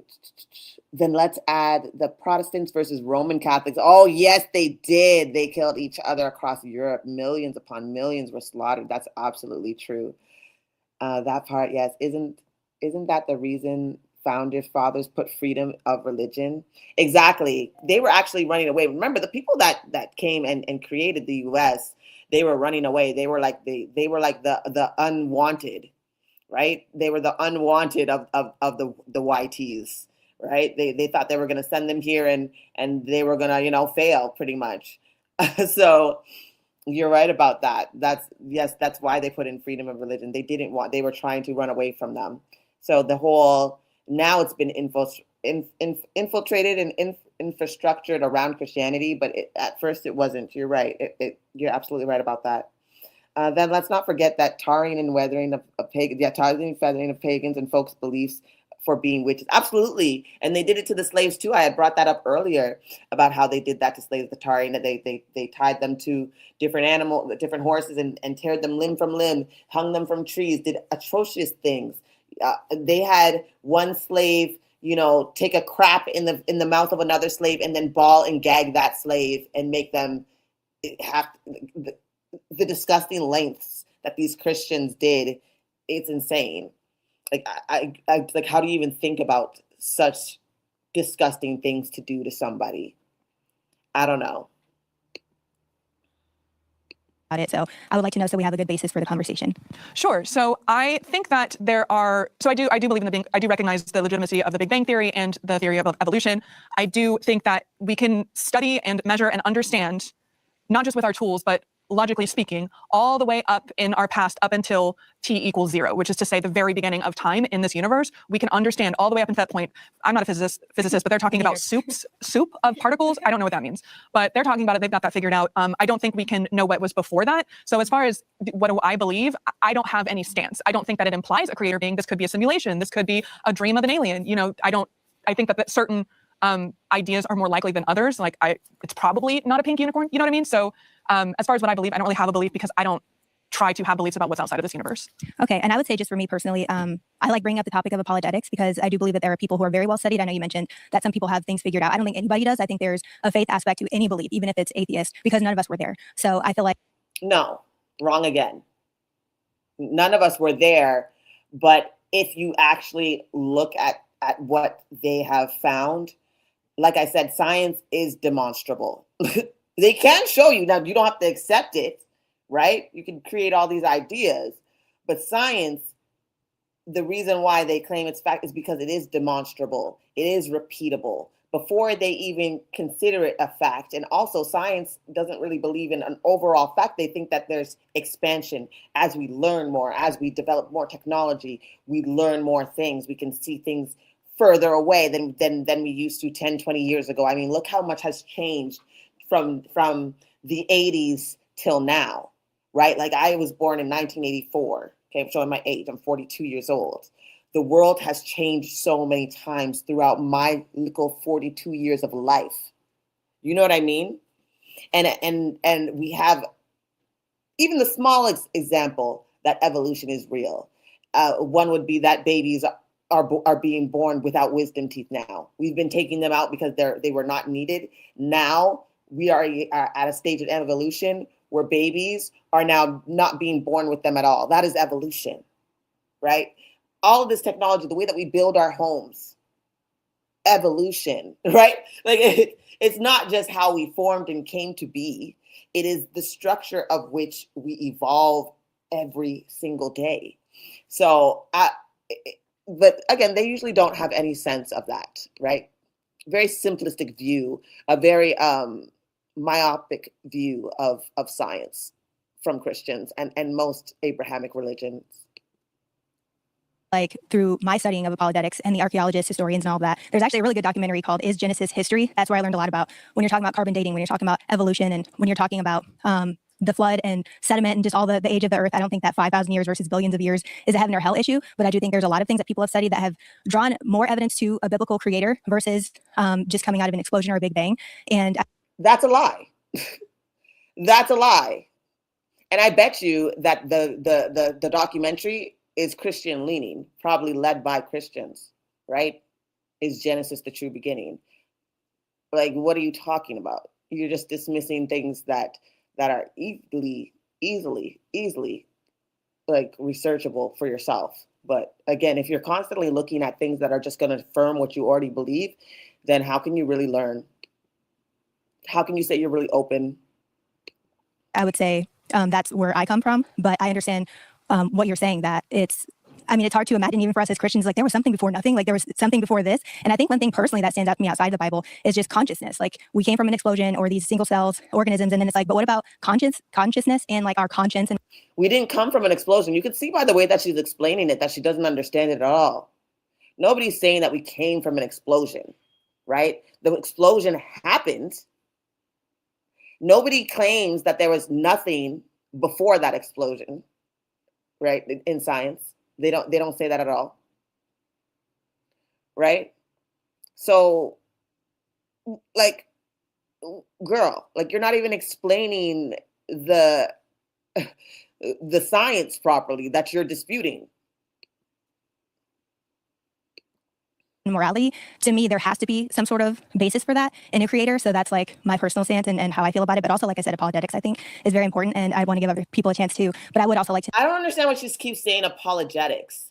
The only people who have apologetics are usually the religious people. They create apologetics for the things that they can't explain in the Bible, like being made from mud, talking snakes, magical fruit. The Bible says that rabbits and honey badgers chew cud. There's a lot of things that the Bible says that are just fundamentally not true that we know now with the advancement of science. Science has outpaced the Bible. You're talking about Bronze Aged ideas, minds from the Bronze Age, and you're trying to tell us that's who we should listen to? And you read the book and you see just how barbaric they were. This is who you want to listen to? Okay. There is no evidence that snakes have ever had vocal cords to be able to speak. That putting certain animals in front of sticks would create spotted animals, right? Like there's so much there. Like, girl, what? To know from your standpoint with apologists and experts in their field, where do you think they're getting this information, or do you think they're misconstruing it to fit a certain belief, or like what are your thoughts on that specifically? Sure. So a couple different things there. I know that there is this assumption that atheists believe there is no God, and that might be true, but the technical definition and the way that I identify as an atheist is a lack of belief in God. And that is very different because I'm not making the claim that there is nothing. I'm making the claim that because there is a universe, that doesn't imply that there's something. I'm not going to be the one to say that there for sure is either way, right? So this is why we kind of talk about the evidence. Hey guys, do you like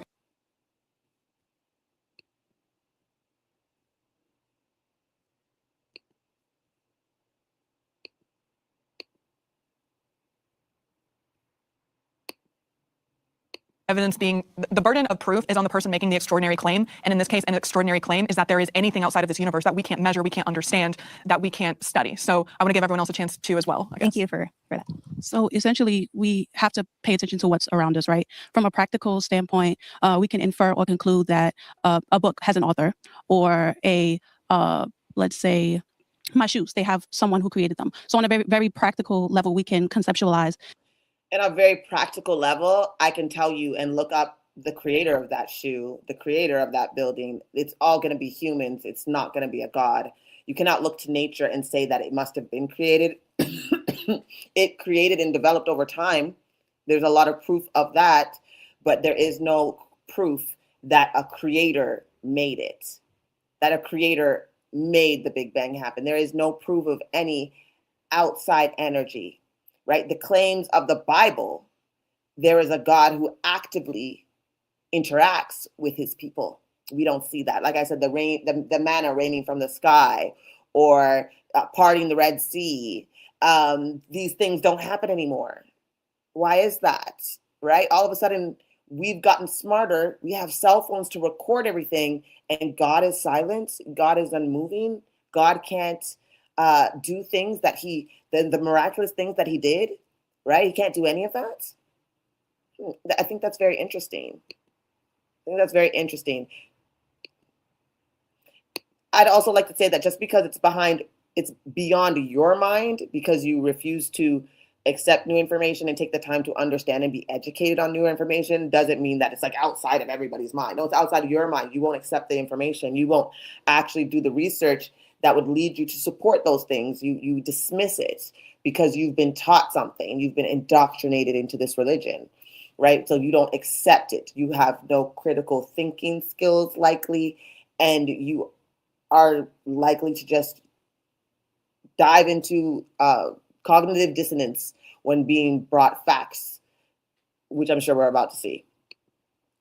That everything we see in the 3D realm has a designer.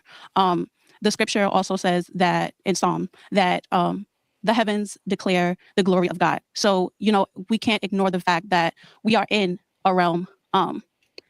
Again, she's using claims from the Bible. The Bible is the claim. Where is your evidence? Your evidence can't be the claim, right? So I know what she's trying to do, but it's not landing. And God has given us the opportunity to relate and to connect and to find meaning of the things that are around us. And then how do you reconcile gravitational strength and cosmological consistency? If we were to just imagine or reverse engineer everything that was created, we go back to the creation of the world. How do you reconcile the scientific structure or perfection or order that even gives us the... And also, like, this whole idea that the world was perfectly made is bullshit. This world is not perfectly made. There's a hell of a lot wrong with it. For instance, if the world was perfectly made, then why is most of the most of the water undrinkable? How is that perfect? Most of our water is not consumable. How's that perfect? Earthquakes. How's that perfect? Tornadoes. How's that perfect? This is not a perfect world. We don't live in a perfect system that runs together perfectly. Things go wrong. Tsunamis happen and wipe out villages and towns and countries. How is that a perfect structure of a planet? It's not perfect. Ability to, be here. Yeah, that's a good question. So going back to just because we see books have authors, watches have designers, just because we are able to create things does not imply that everything was made by a creator. It's possible, but that doesn't really imply, which going back to the prompt, as far as the fine-tuning problem, why this universe is perfect for our species of life and the earth, all of that, the mathematical constants, I grant you that for sure. So this is kind of, I think it's called... I don't grant her that. I don't grant her that. And it's because it's not, we're perfectly made because we're from it, right? If we evolved from the cells that created this world, right, then it would make sense that we are adjusted to it, to live on it, because we are from it, right? Like, does that make sense? Like that, because just like the child that I carry, right, it takes in my nutrients to form. It takes in all the things that to be created and to live a life here happens within my womb. And does that mean that I'm a god? You know what I mean? Like, because I can create life. I mean, it may not be perfect. I mean, not all children are born perfect, right? Not everybody is created perfectly. So it's still not even a perfect system where everybody comes out perfectly made. Like the DNA problems, missing chromosomes, things like that can happen. Like nothing is perfectly made and constructed. But what does make sense is that we do, like, even with the whole, like, oh, it's spiritual for grounding. I think it makes sense if we come from this world, from the same things that made this world, can be found within us. That makes sense to me because we came from this world. We evolved from this world. I don't know if I'm making sense. Let me know.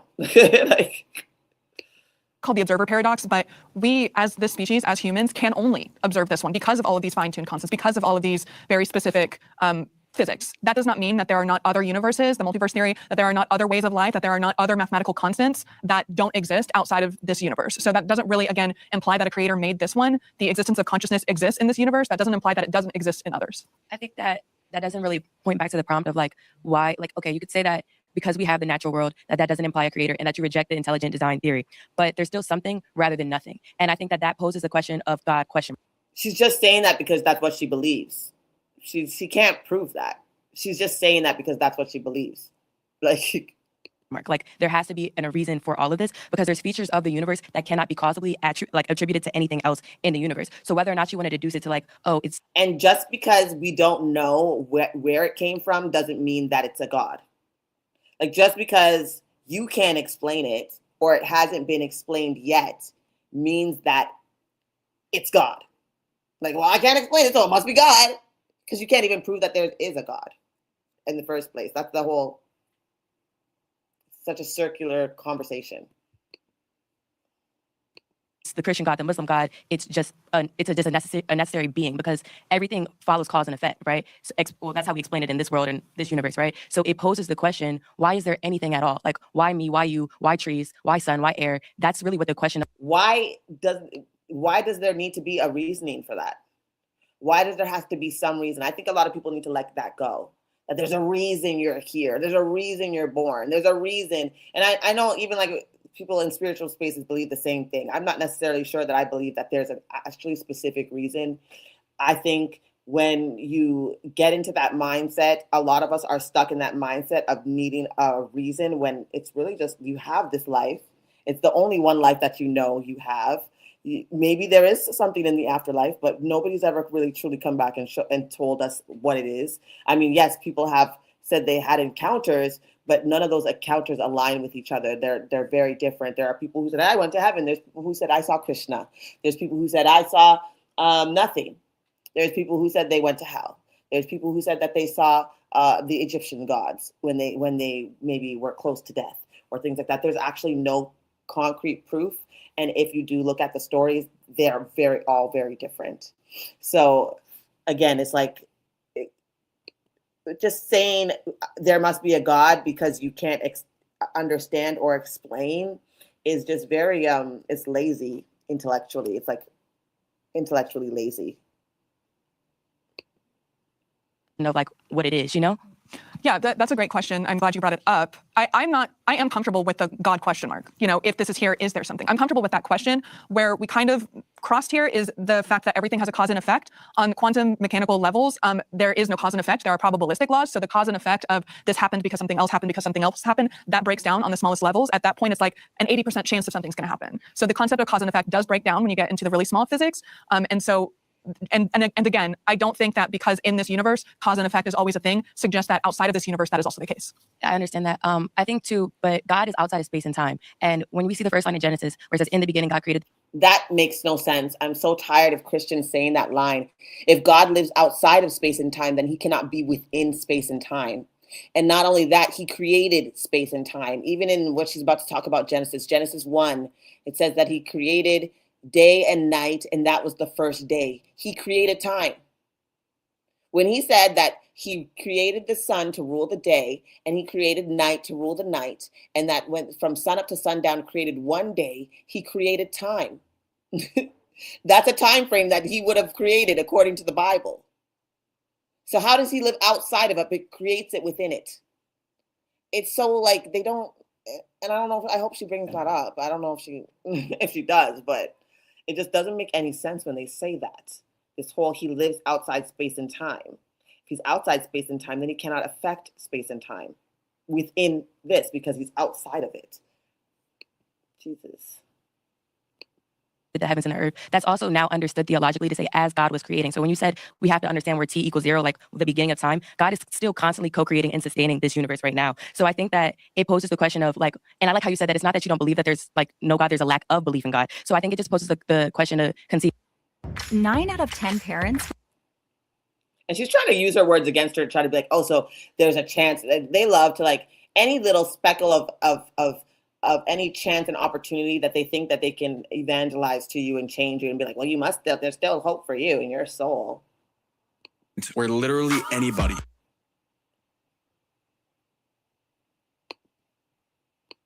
See, like, okay, it is plausible to believe that there's a God. Like you would say that, right? Because you didn't say that you didn't believe that it was like illogical. You just said you have a lack of belief in it. I think it's more likely that there is not one. Okay.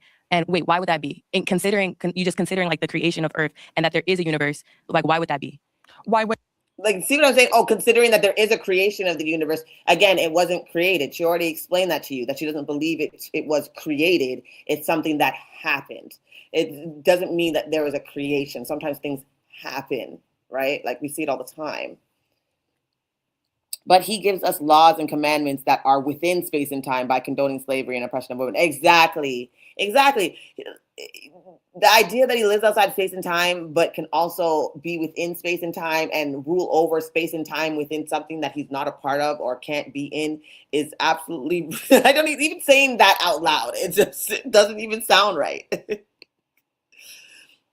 Why do I believe that, or Yeah, why does yeah. the universe exist? No, why would it? Why do I believe that? That it's more plausible that there would be no God at all? Good question. I don't think it is philosophically, logically, even evidentiarily possible to prove, understand, or see any evidence of anything outside of this universe. So if the Christian God is outside of time and space, I'm not going to put my faith into something that might be like that. That's just not how my brain works, I guess. understand that. I think you said, though, I love that you said this. You said logically, philosophically deduce. So when you're going by logic, I feel like the good logic will follow that. You see that there's X kind of thing, like there's humans, there's dogs, and then you keep going down that there's going to be a reason why. There's a why for each kind of cause of thing. Not saying that there's a cause. You said the cause and effect breaks down, but if you keep going down, logically you could say, well, there's something rather than nothing. Logically, what do I deduce from there? There's some necessary being, even if you don't want to call it God.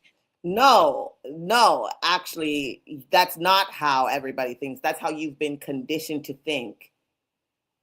It's like she's spewing pure ignorance.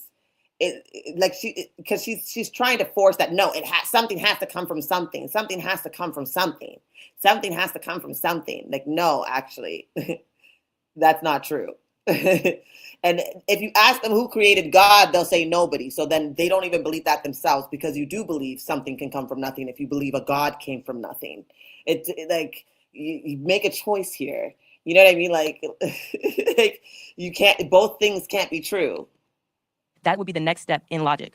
So logic, traditional logic, and I'm not an expert, but traditional logic only works if it has a scope, which is to say parameters of its logic. So the logic of what we're talking about here, within this universe, there may be cause and effect all the way down, infinite regress, but that does not, because logic has a scope, that you can't take that logic and apply it to anything outside of it. There's also intuitive logic too. That doesn't necessarily... But that follows in the natural world. Even when we have math and computers, it's not based on classical logic. It's based on intuitive logic, and there's variables outside of scope. So what I'm saying is that the creator, God, is outside of space and time. Even though he's outside of the scope of this material world, that does not mean that it's implausible or illogical to believe that he exists. Because how would you be out?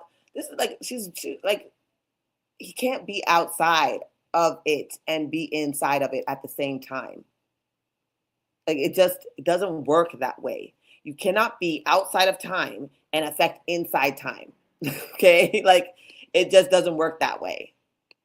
Because even in computation, we know that there's variables that are outside of scope that still affect the programming that's going on. If you're going to apply cause and effect to something outside of this universe, then you would have to keep going and say that someone designed the designer. I have a question. Were you deep into your Bible before you became an atheist, or were you always an atheist? I was very, very Christian. Very, very Christian. Okay. Would you say your transition, or where you're at right now, was deduced to a lack of belief, or people not actually applying what they believe? Why are they turning it into questioning? You see what I'm saying? They are like, okay, like they want to dissect her beliefs because they can't dissect or attack her actual points. But what does that have to do with anything? Like, what does that have to do with the conversation of a creator being within time? You just want to dissect how she believes to it so you can dismiss it. Attack the actual question at hand. What she believes has nothing to do with the actual prompt. I see we're venturing into the no true Scotsman territory, but I went to public university to study religious studies and try and prove the validity of the Bible. That was what I thought my mission was. And as I studied more and more, the logic and the belief broke down, and I was not able to turn back and lie to myself anymore. Okay. When I hear stuff like things, I always think about what side of Christianity people were on. I think there's the full scope of Christianity, and then there's discipleship. She's just going into trying to judge her for not being Christian anymore. And she's trying to deduce that. I bet you I wouldn't be surprised if she's going to say something, or one of these women will say something like, well, you never believed. They love to tell people what they must have believed or what they couldn't, just because they don't believe anymore, or they can't accept what they can't understand anymore, or what doesn't make sense, or what Christians or in the Bible and this religion can't explain. And this is her way of moving the goalpost away from the actual conversation that's being had. And it's annoying. And what people actually apply, and how hard they go and how they live it out. I think there's a lot of things. I even think there's so much throughout the whole entire Bible that speaks of the natural world and speaks of how everything is put together, even as far as what we should eat. And it's wrong, right? Like I said, the Bible says bunnies, rabbits, and honey badgers chew cud. That's not true at all. We know that now, right? So even something as simple as that. It's super frustrating, because I know she hasn't read this book herself. She's asking if she's like, oh, is it on the Bible? You have not read the Bible, not in its entirety, likely not from start to finish.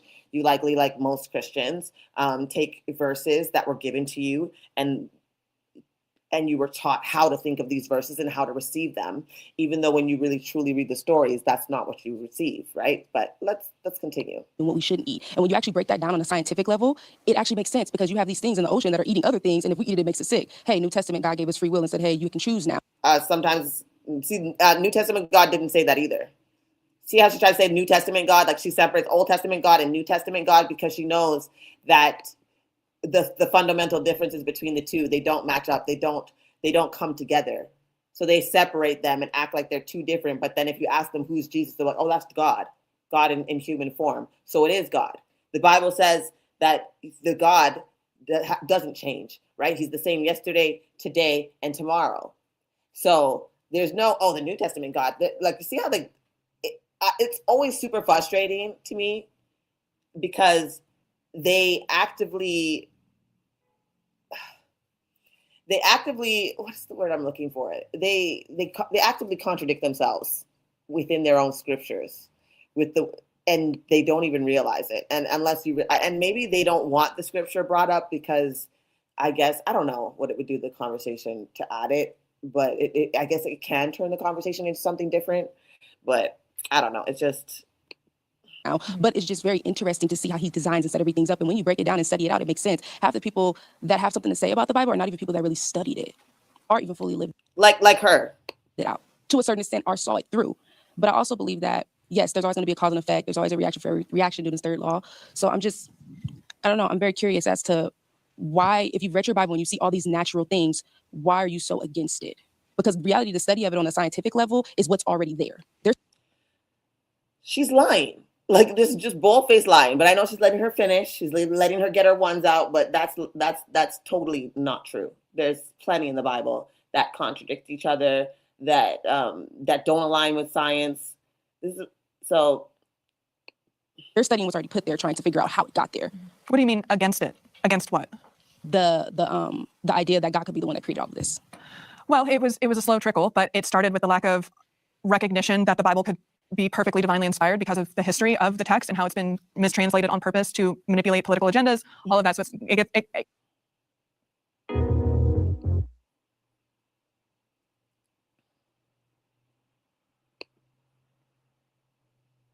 that's why we call it deconstruction a journey, right? It ends up, okay, well, if that's not true, then what about this? If that's not true, then what about this? And it got me all the way to my belief in God not really working. And to your point, we have a 100% historical record of, in the past, whenever we didn't understand lightning and we said, well, it must be God. When we didn't understand volcanoes, well, it must be God. We have a 100% record so far of everything that we attributed to gods because we didn't understand it, or God, of eventually scientifically explaining it. Scientifically explaining how it was created, or the dynamic of it and how those things happened. So my point is that just because we don't understand the initial cause of the universe, this is called the God of the gaps theory. It does not mean specifically that there has to be a God. I'm just saying that up until now, historically, we've had a 100% track record of proving things that we didn't understand and that we called God. So maybe in the future, that which we called God, the initiation of the universe, would be scientifically explained. I'm saying that based on our track record, that seems likely. I disagree with that fully. Okay. I was going to say too, I think what she was saying is not that like understanding how something works isn't understanding why it's even there at all. And then to pivot back to what we last said, I don't think that when you get back to, well, you have to say that someone created the creator. God is not a creation like us. God is outside of space and time. He's See how that sounds so stupid? Even coming out of her mouth. How that sounds so fucking stupid. like, what are you talking about? You just said everything needs to be created, but not God, because he lives out. This whole outside of space and time thing makes no sense in itself. You cannot be outside of space and time and in space of time at the same time.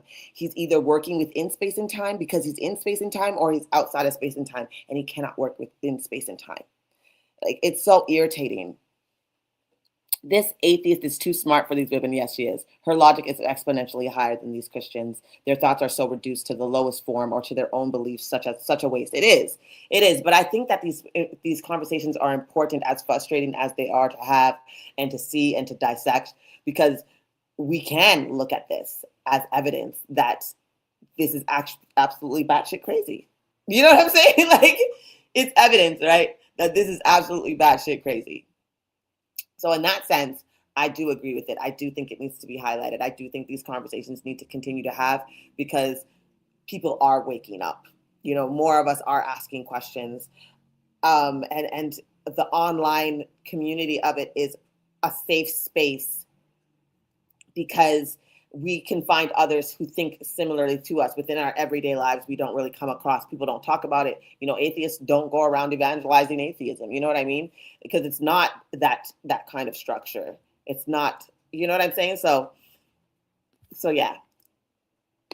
But they're highly annoying me, but it's important. And I'm just like, this is important to see, because it does help affirm me in my deconstruction journey, and even further establishes why I want no parts of this religion. Not one of the things that you Abrahamic religion. see inside the universe at all. He's completely separate and different from our understanding. So you don't have to say that God was created, because he's not a being like us. Right. So totally. My point was that if you're using the logic within the universe that we see, that for the most part works of cause and effect, there's always a designer or something. If you're using that logic to something outside of the universe, which is to say that because this universe exists, it must have a cause, so something outside of it created it. If you're taking that logic and transposing it to something outside of this universe, then you would also have to start proving why that cause was caused. You're taking the logic of what we see in here, trying to transpose it outside of the universe. And that's what I mean by, in that case, I'm not saying at all times, but in that case, if you're using that logic, you do have to show that God was created. And what's funny is, like, this is going over their heads. Did you see the look on their face when she was talking? They look like blank stare, deer in headlights. I don't understand the words that you're even using. That's what it's giving, their look on their face. But, let's continue. They look like a deer in headlights. They don't understand at all. And that's why it goes back to, I think, my previous point, is when we're talking about the beginning, it takes faith no matter what. Because, we could all agree with that and be like, God was not created what? Like, I don't think we could understand that in our minds, like how that works. But I feel like similarly with the Big Bang what? Like from what? Like, it's kind of... The Big Bang is explained. They can tell you from what. There's a whole explanation of how it happened. They just don't accept it because it doesn't sound logical. And what they think does sound logical is that a God came down, made mud people. Not even mud people. He made a mud man, then took the mud man's rib and made a woman. So even women aren't even made of the same construction of it, even according to the Bible, which is funny because we weren't according to the Bible, we weren't created in the same way of even Adam, right? So that's funny to me. But anyways, they don't understand how their arguments are very circular, and they don't actually make much sense when you dissect them. Same. So I'm glad that you agree with that. And I do feel like some of the comments that you're making about like God ? You can kind of see that it does seem more agnostic than atheist. I could Those be aren't I could quite be the wrong. same thing, but I am both. Okay. So. Oh, okay. All right. Well, from my understanding, it was very, very different things, but I understand what you're saying now. Real quickly, just definition. So agnostic, again, this is like everyone can call themselves whatever they want. But in my case, the agnostic refers to whether or not I think we can know something. And I tend to be agnostic as in I don't think we can be 100% certain about anything. Atheist is specific to the fact that I don't see the evidence for a creator being. So those are, one's about knowledge, one's about God. I think fundamentally the core difference is belief versus disbelief, and faith versus not having faith. And the Bible says that faith is the substance of things hoped for and the evidence of things not seen. She keeps using the Bible, and the Bible is the claim. It's not proof. This is what irritates me about her specifically. She keeps throwing out what the Bible says, not realizing that she's just throwing out the claim. There is no proof. The book says that I know a book that says Spider-Man exists. You know what I mean? And when I go to New York, I've seen spider webs, and people have seen spider webs on even the highest of the buildings. So obviously that means Spider-Man's real, because Manhattan's a real place, and Spider-Man's a book that I can read. So yeah, Spider-Man's real. That's what it sounds like to me. You know what I mean? Like, that's what it sounds like to me. And I don't think as humans we were given the capacity to know or to see everything. But with faith we can. And if we weren't given the capacity to know and see everything, then why does God hold us accountable for which he made us not having the ability to understand? How does that make sense? Work with what we have, and it will give us a better understanding of who God is and bring us closer to him and his will. So that's what I would say.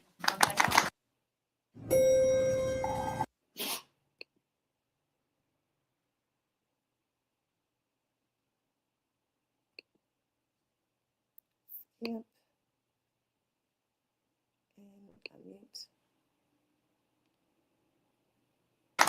Well done. Christianity is inherently patriarchal and therefore harmful to women. This is going to piss me off, isn't it? It's a great prompt. It's a great prompt. But this is going to piss me off, seeing all these women defend patriarchy. Every time she brings up the Bible, I would reject her. I would say something asinine and say I believe it. That's what I said. I would be like, that's exactly, I probably sat there like, like, there's plenty of books, Harry Potter grew up in England. That's a real place. You know what I mean? Hogwarts exists. Like it's absolutely true. And you know what the funny thing is if the world ended and all I had was a Harry Potter book and I decided to turn it into a religion, I could absolutely do that. Right? Because who's gonna, and that's why they destroyed so many books and so much artifacts and so much things that pointed to other history and other beliefs and other ideas, because right, those books were evidence of it. So it's funny. But this we're getting towards the last part. This segment isn't as long as the others, so let's continue. Hi, I'm Casey. I'm Winter. Desiree. Veronica. Ashley. Hello. So Christianity is inherently patriarchal and therefore harmful to women. So with that, there's a few different components here. I think the word inherently speaks to the foundational understanding of Christianity as a whole. Throughout hundreds of years, the hierarchical system of power surrounding this person called Jesus has established a patriarchal system of belief. And that looks hierarchical because the preachers and pastors and priests have, historically speaking, all been male. And then all of the translators of the Bible have all been male and are certainly, women in the Bible who are spoken of, but the differences between how women and men are spoken of in the Bible is inherent in a patriarchal culture. And so then the second part of the statement is harmful to women. I would probably extend that further and say harmful to all genders, both men and women and all the others. But specifically harmful to women in many different ways. So would you mind defining patriarchy? Sure. So in patriarchy, there is no equality of the genders. There is more power and rights and property ownership. And really it does break down to power for men, but that in... I don't understand why she's asking for the definition. Her definition, there's no her definition, it's the definition.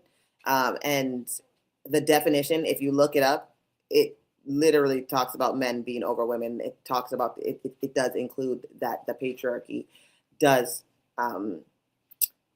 put men over women, and oppress women.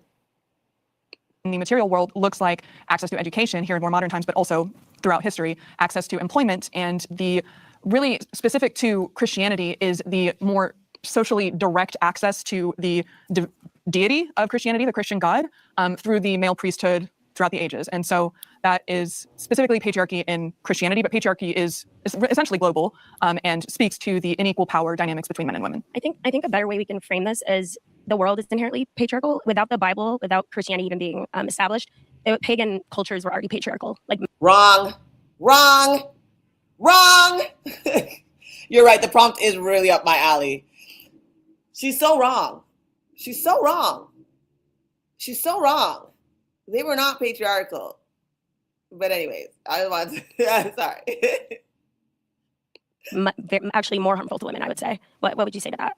I would disagree. So it can be both, that the world is generally patriarchal and also Christianity is inherently patriarchal. If you're talking about pagan and more polytheistic cultures, that's actually not true that they were more harmful to women. We have a lot of anthropology and history that shows that more polytheistic religions were less religious or rigid in gender roles. And so that lack of rigidity allowed for more freedom of, different genders being able to do different things. So in more monotheistic, and therefore in this case, patriarchal, specifically with a male he-him deity, which we can certainly talk about that, Christianity is inherently patriarchal from its foundation through the manifestations over the centuries. We are seeing more women in leadership positions, but that has historically not been the case. And so again, it can be true that the world... It's also not biblically accurate now that you see more women.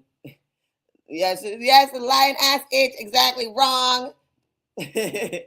But yeah, she's like, the way that they're described, it's just, I don't know. It's frustrating because they're not talking from any place of actual research.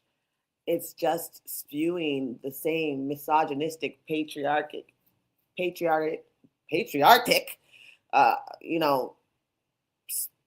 bullshit. Like it's all bullshit.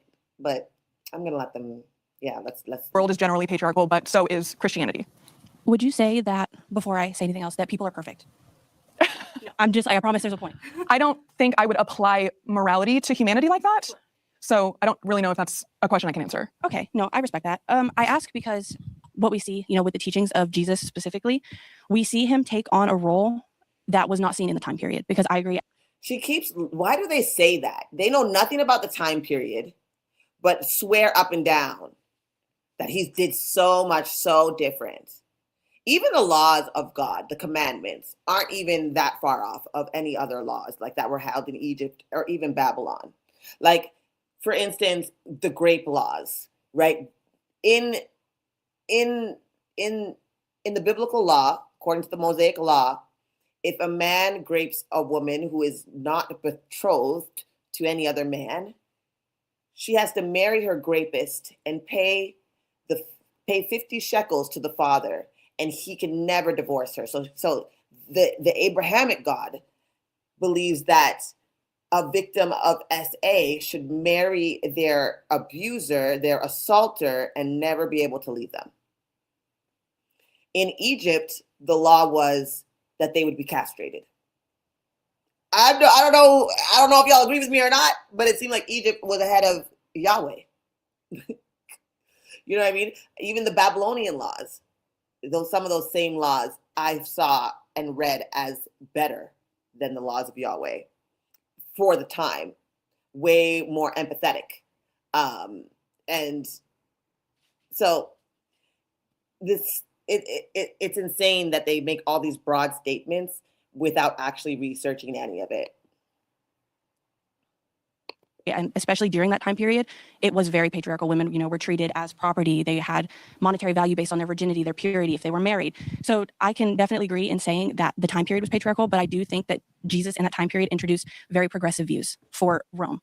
He was doing things you didn't see men doing. He was washing the feet of the apostles and treating his disciples and there to serve, which, as we know throughout history, that was not something that men did.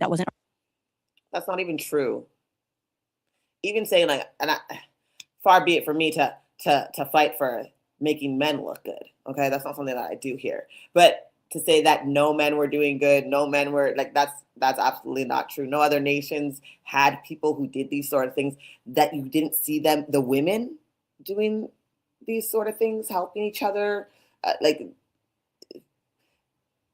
Everything that Jesus did was completely self-serving, and for the people of Israel to try to get Israel to see him as the Messiah, and they never accepted him because he did nothing that the Messiah was supposed to do. A Rome or a Greek belief to have the men serve. And throughout the Bible after that, when we see Paul's description of male headship, and he essentially turned it on its head for that time period, because the male's role, in marriage specifically, was sacrificial. It was a mutual submission of sorts. And I think that for that time period, that would actually lean more towards a progressive viewpoint. And I do think that today we have a lot of people who claim the name of God, claim the name of Jesus, that will manipulate these things to have power, but we see that in almost every religion. Okay, a few different things here. First one being Jesus. I think that there can be a lot of, and there is a lot of beauty in the story of a resistance against tyranny in the time of the Roman Empire. I don't think that shows that if you can talk to me about stories specifically where Jesus his resistance wasn't even to Rome. His resistance was to the rabbis, which wasn't even a word at the time of Jesus. So he wouldn't have been calling them rabbis, because rabbis didn't come into existence historically till later after Jesus' death. But anyways, at the time they called them rabbis because that's how Greeks translated them at the time that they were writing and creating this book. Rabbis and synagogues were a thing, which weren't a thing in Jesus' time. That's one of the reasons why they say that this book is historically inaccurate. But I digress. I bring that up to bring up the fact that what she's trying to portray is absolutely untrue when you take a look at those things, right? Like, he was not fighting for Rome. He actually told them, give Caesar what belongs to Caesar, right? The God of the Bible, they were occupied by Rome at that time. And that's what Jesus said to them. Give Caesar what belongs to Caesar, and God what belongs to God. A lot of his beef was with the Pharisees. That's why he told them to listen to the Pharisees, but don't do as the Pharisees do. Because the problem wasn't what they were teaching. It was that he felt that their actions were not aligned with God, that they were changing the laws to suit themselves. For instance, the story where the Pharisees come and find Jesus and his disciples eating, and they hadn't washed their hands. And the rabbi was like, why don't you make them follow the tradition of washing their hands before they eat? And Jesus said, F you guys and washing your hands. We want the germs. We're nasty. But also, if you're going to bring up tradition, why don't you answer to the fact that you no longer fulfill the law in which the way my father fulfilled the law? Telling the Pharisees basically to go back to stoning children. He brought up the fact that they were no longer stoning disobedient children, but allowing their parents to pay and tithe and allowing them to pay with sacrifice, which was changing God's law, which was they were supposed to be stoned, right? So basically, Jesus was advocating for the stoning of disobedient children, and he threw that out there because the Pharisees were asking him why you didn't wash your nasty hands before you ate, right? Like, so when you think of things like that, like what are you talking about? He had no beef with the Romans or the Roman men. His beef was with his own people. His mission was to unite his own people, which were the Israelites, not the world, but the Israelites and the lost 12 tribes who had scattered at this point across the world to many nations. So yeah, she's wrong. She's wrong. Just nice to women around him, but is standing up and asking women to lead and speaking to the men around him in the culture of patriarchy in which Christianity was founded through him historically, then we can have a different conversation.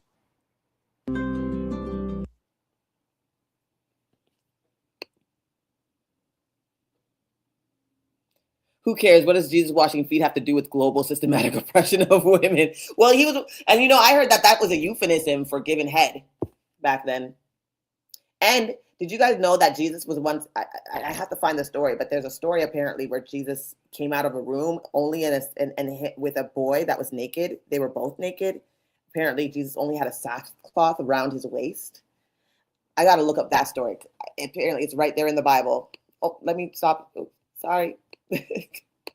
To it not being patriarchal from not something that men did. That wasn't a Rome or a Greek belief to have the men serve. And like throughout the Bible after that, when we see Paul's description of male headship, and he essentially turned it on its head for that time period, because the male's role, in marriage specifically, was sacrificial.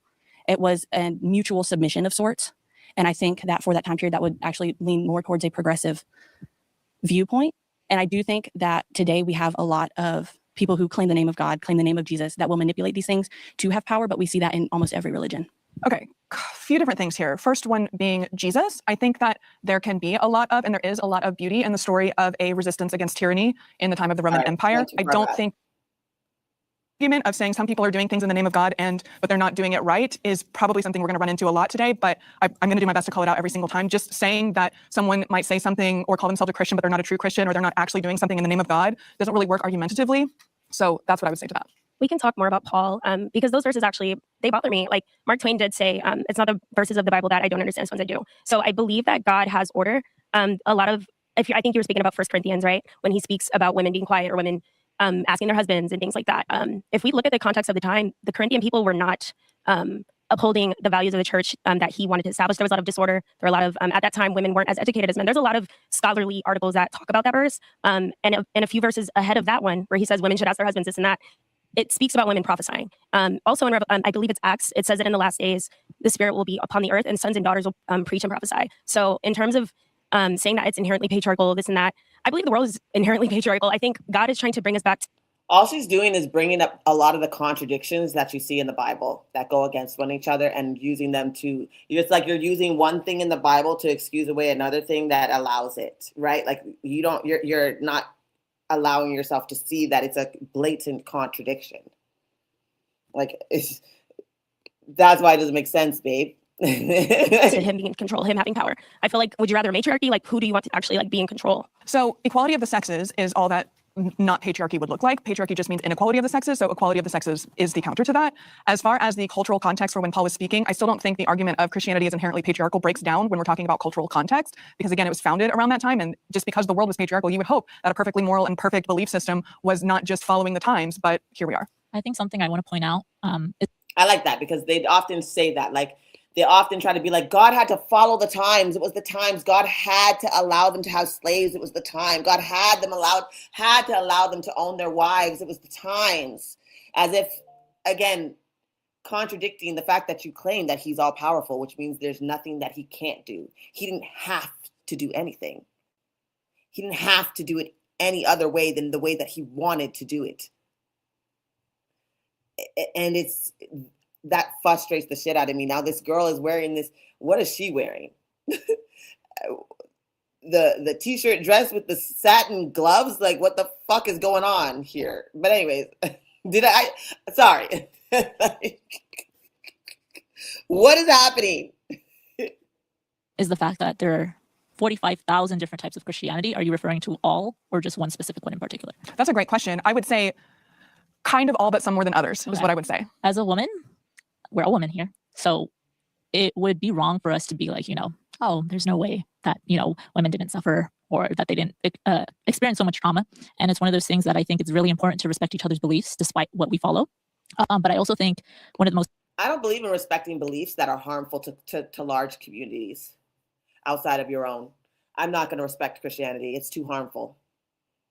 It's too harmful. I won't respect it. I won't respect the beliefs that they uphold because they're disrespectful and harmful. You know what I mean? Oh, damn, not the t-shirt, dress, and the gloves. Girl, sees the stars. I'm just saying, like, I didn't realize before, and maybe it's because I think this is when she kind of first starts talking, but what is that? Like, they don't go together. Like, the dress is super casual. The gloves are very, like, glam night. Like, like I don't know what she's doing. Even, like, the brightness of the pink, and then, how the t-shirt is that, like, khaki. Like, she looks like she, like, works at Home Depot, but also maybe going to a ball afterwards. Like, I don't know. It's like, I don't know. I don't mean to be, like, that girl, but I mean, some people should just really, like, think about what they're wearing. I don't know. Let me just stop.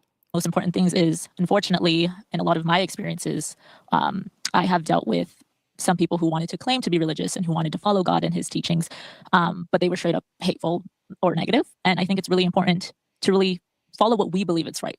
It's great if some people want to follow the teachings that are in the Bible, but we also got to be mindful over the fact that it wasn't written by the creator himself, and it was by... And here's the thing. So she's a wayward Christian. She's just making her... Sorry, Caesar. Sorry. But this whole... She just wants to remix it to make it comfortable for her. Like, oh, it's written by men, so we don't truly know. Then why do you accept any of it?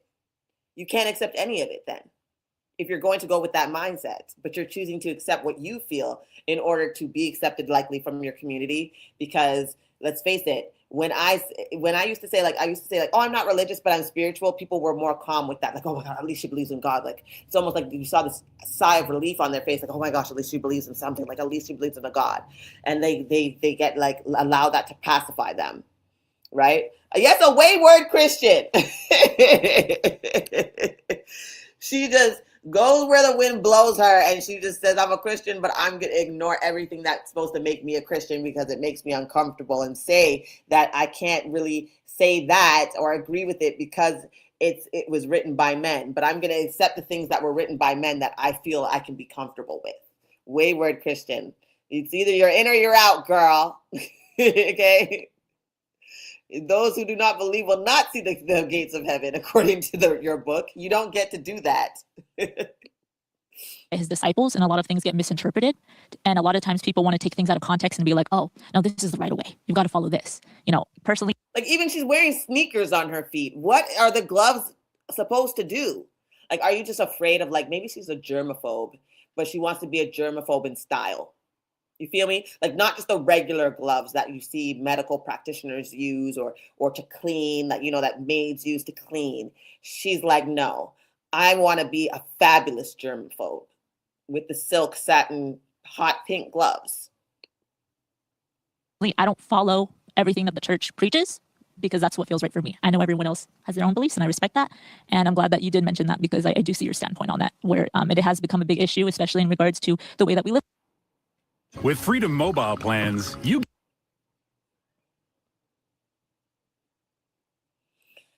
I can be such a mean girl sometimes. I don't mean to be, I promise. I don't mean to make fun of her, but I mean, come on.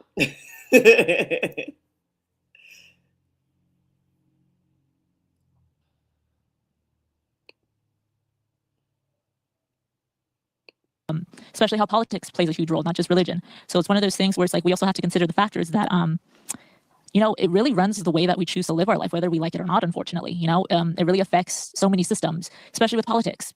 Politics, I'm not a big fan of, but it's important to educate ourselves because it really does play a huge role in how we choose to live our lives, especially as minorities.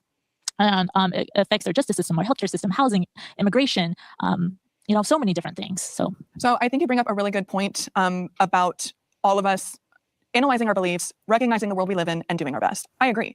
I also agree that scriptures were written by men and that they have been sometimes mistranslated, but very oftentimes intentionally manipulated on behalf of real world political agendas. Again, falling back to the patriarchal standards around all of the men who have touched the Bible and have spoken on its behalf, on this creator being's behalf. So I think where we get back to, and I do want to make this really clear, I don't think that every individual Christian, let me reverse that. I think it's possible for an individual Christian to be a feminist and not patriarchal, right? So the organization, the belief. See, I disagree with her. I don't think you can be feminist and be a Christian woman because you serve a Christian God. Yes, make fun of them. They are creepy. Not you encouraging me.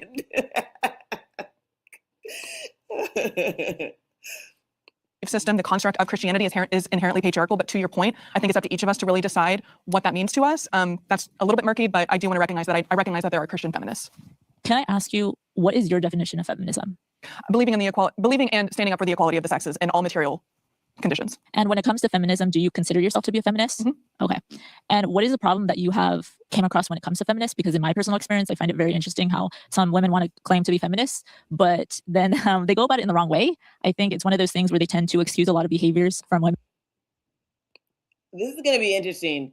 She said they go about it the wrong way. I'm going to pull that back just a little bit because I want us to listen to her full aspect on this. This is going to be friggin' interesting, I bet you, because as a Christian woman, saying you're feminist is always very interesting to me. So I'm wondering how usually they show themselves. Hold on, just a little bit more. Okay. Right. So the organization, the belief system, the construct of Christianity is inherently patriarchal. But to your point, I think it's up to each of us to really decide what that means to us. That's a little bit murky, but I do want to recognize that I recognize that there are Christian feminists.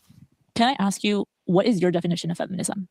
Believing and standing up for the equality of the sexes in all material conditions. And when it comes to feminism, do you consider yourself to be a feminist? Mm-hmm. Okay.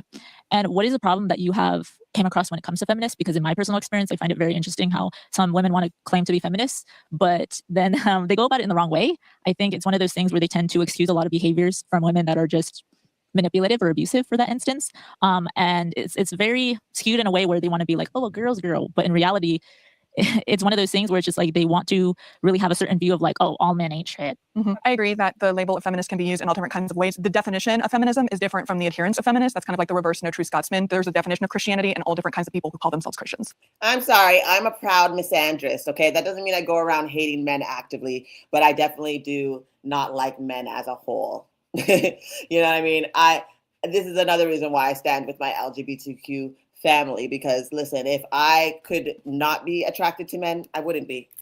They're absolutely abhorrent people on a large scale. Not all. I have you know what I mean? And what I love even about the atheist community, atheist men seem to understand that the most. And I'm not saying that they can't be misogynistic, they can't be predators, they all can be. But I am very weary of men. I think that they've had their time to show what it's like to be leaders in this world on a large scale. And I think it's time, I think we can all agree that it's time for a change. So I am probably a little bit of a toxic, and I don't even like using the word feminism because I do think that feminism is very much for YT women. You know what I mean? They only want people of color and Black women to help uplift them further and largely leave us behind once they get what they want, because they do love that they are above us in that way. You know what I'm saying? A part of the issue that they had was that Black men could vote and not YT women, right? So they thought, how could you, they're beneath us and things like that. But then when it came to working and things like that, I mean, Black women always worked, right? Especially when you're speaking of the US, these are, American women. So Black women had always worked. And the way that white feminists used Black women in a span of trying to say, we're bringing solidarity, to really just throw them away once they get what they want. is something to be studied, to be honest. And I think that that's where there's this wariness. Agreed about the YT feminists in many of not, if not most cases. Yeah. And again, like obviously I would never say all, just like I would never say all men. I mean, I do say it, but like I say it more to provoke and annoy than out of true belief. You know what I'm saying? Overall, I am very misandrous leading, but overall, the context, I do understand that it's not every single man, you know what I mean? Or every single person, like, no. But I do think that her being Christian and saying these things is actually quite funny. So the prompt you chose was Christianity is inherently patriarchal, so therefore it's like harm to women. I was curious about the harm of the women. Like, what is your views around that? Whew, that is very in depth. I think over the ages it's gotten a little bit better, but initially, I think it's very ignorant as a woman to sit there and ask that question. As a Black woman, I was going to say something rude, but I'm not going to say it. But as a Black woman, for you to sit there and ask that question, very funny to me. real violence was not just allowed, but according to Christian understanding of the Bible, commanded by God. Whenever she stepped out of line, there have been plenty of documentation of people using religion to keep women in abusive relationships. Christianity has not allowed women for the vast, I mean, like 90% of its history to allow women in positions of leadership, period. That as a foundational stance for the church to take, that women can't be leaders, that is patriarchy, and that is harmful, because when we don't have women, and even to the extent of like diverse perspectives in positions of leadership, interpreting what is supposed to be the mystery of the universe, that does lead to harm, especially for children, actually, I would say. Yeah, no, I think actually Jesus would agree with you in that as well. And I believe that in scripture, it actually showed the progression of how upset he. I really need to, you know what, that's going to be, let me write this down so I don't forget, because I want to know what Jesus thought about women. I don't think I ever truly looked into it. We know what Yahweh feels about women. So this whole like, oh, Jesus, again, Jesus is God. God is Jesus. If God doesn't change, then Jesus being here on earth doesn't change how he feels. You know what I mean? Or like, what is the expectation? The all men argument is a distraction. It has never been a tenet for feminism. We should never give that rhetorical legs. I know. And I talk about, I have so many videos about the whole all men argument and how it's a distraction. I have like about 4 videos on that shit. Hey, Power Kismic, one of the only men that we like here. Jesus was upset, is her argument. Yeah, Jesus was upset. But I don't think Jesus was ever upset or cared about women. I'm going to write that down, and maybe we could do the Christian God is Evil deep dive into Jesus and how he dealt with women and his beliefs on women, which is something that I really don't even see. I don't even think he really mentioned or spoke on. You know, it was mostly the disciples, like Paul had those, and Paul didn't even meet Jesus. You know what I mean? He never met him. So it would be interesting, but let's continue. I don't want to get too far off track. I just wanted to write that down because I would love to like actually take a deep dive on Jesus's position with women in the church. He had the same views that you had, where I think people had taken out of context what Christianity was. So he came down to demonstrate exactly what you're saying is by showing. He came down to demonstrate that what he said and legislated wasn't true. That doesn't make any sense. He gave like a lot of the misogynistic rules, even like what I said that about the virgin girl who was not betrothed, right? Didn't have any husband and didn't have a dowry of a man, you know, paying for her father for her. If she was great, she has to marry her abuser. Like, how is that a God that values women when knowing what we know, even about the psyche, which maybe they didn't know, that maybe they didn't care. It was clear, I'm sure, you know, but what are you talking about? How did Jesus come down and make any changes in regards to women? I did not see that at all. I don't recall. Love by showing what it really means to have a relationship and not to oppress despite gender, despite the views. And I wanted to go back to what you mentioned about the ways that Jesus was progressive, but there's not really much to say about the women there. We know that around the history, everything has been written by men. It has been, you know, everything was in a sense run by men. But what was so unique at the time is like in the New Testament, they were actually through the gospel highlighting that women were the first to witness Jesus' resurrection, and that they were highlighted by name and even once you lose your enamel.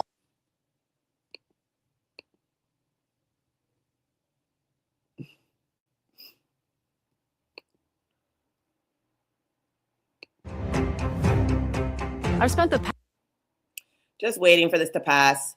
But yeah, if you check out some of my playlists, Deconstructing Patriarchy, Deconstructing a Religion, I even have Patriarchy Daughters, playlist called Patriarchy. There's 3 videos there. I'll be adding a new video this week. So we definitely talk about that over here. I go into the whole all men narrative from several perspectives.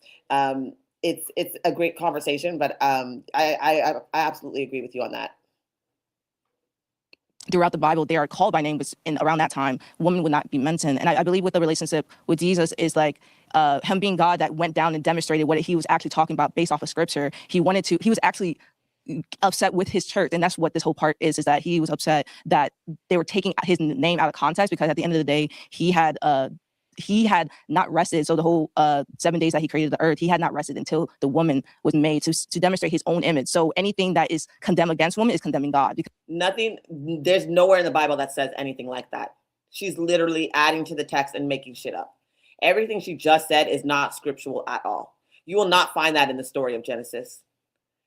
Jesus didn't say anything to exactly. He was only using them for his benefit, per usual, i.e. Mary Magdalene and all the mulling she was doing. Exactly, Power Kismic.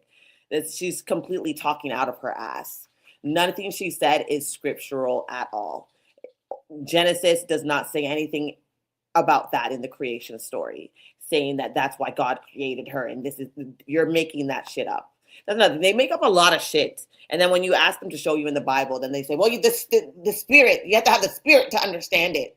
And I'm like, listen, even if I talk to another Christian, they'll give me a totally different vibe off that. There's a Christian that believes that, yes, men should rule over you, and they'll use the scripture to say why they do. The same way how she's saying it doesn't. This is what I'm saying. They can't even agree. There's 45,000 different denominations. They can't, 45,000 different views. And within those churches are people who still have different views, even within the denomination that they share. So it's just like this Holy Spirit can't be trusted. He's telling y'all all sorts of different shit. You know? She's fabricating so hard that Met Gala is quaking in her glittery boots. Because we are an image barrier as women of his name. So anyone who is oppressing or going against a woman, you're actually going against God. So he's not liking the patriarchal sense of what you might be demonstrating, which is this like, lack of, respect, lack of hearing, or whatever that means the harm. He is not liking that because that's his name. And at the end of the day, we are, made image of him. So if you're going against women, you're going against God. So anyone who's preaching or teaching anything of that, they don't know and have a relationship with God. So I just want to say that. I just wanted to say, I agree with her perspective. It was a really good perspective. We see Jesus time and time again go against the Pharisees, and that's what we see after the point. History is repeating itself over. He's going against the Pharisees because the Pharisees are making changes. This is just like what I was saying about the Pharisees asking him and his boys about why they weren't washing their hands, and he told them to stop minding their business about washing their hands and to go back to stoning children, right? Because the Pharisees had started accepting gifts and money and sacrifices instead of following the law, which said that if you have a disobedient child, they were to be taken to the front gates and to be stoned. So instead of allowing people to stone their children, they would be able to be like, allow sacrifices according to the law. And Jesus had a problem with that. He said, instead of worrying about me washing my hands, pick up those rocks and start throwing them in the direction of those badass kids. Instead of, okay, like, obviously I'm not doing a proper quote, but that's the end all be all of the story, basically. So this whole idea that the Pharisees, he did come to challenge the Pharisees, but it was because they weren't following the Mosaic law as God intended and as God told. They were allowing certain things, like allowing people not to stone their bad, misbehaved children, and taking money and taking sacrifices instead of stoning them, which is what the law says should happen. It's so funny. They never know this, right? They never know this. And the disciples didn't even mention her. Yep.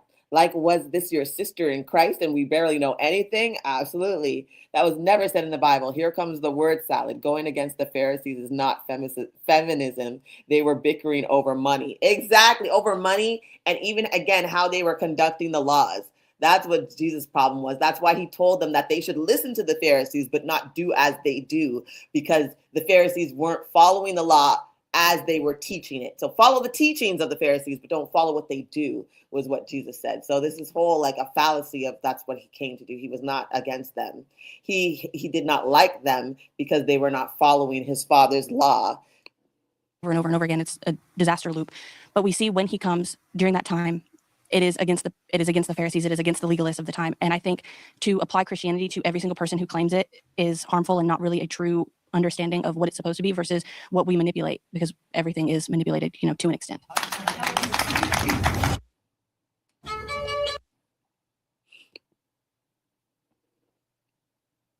These women are so funny. These women are very funny. All right, Casey, that was great. That was a really exciting conversation. Now you're gonna have the opportunity to choose one of the ladies that you would like to speak with one-on-one. They will choose their own prompt and you can discuss it. Tell me why you're gonna choose whoever you're gonna choose. Well, first of all, thank you for this opportunity. I think an incredible discussion was had all around.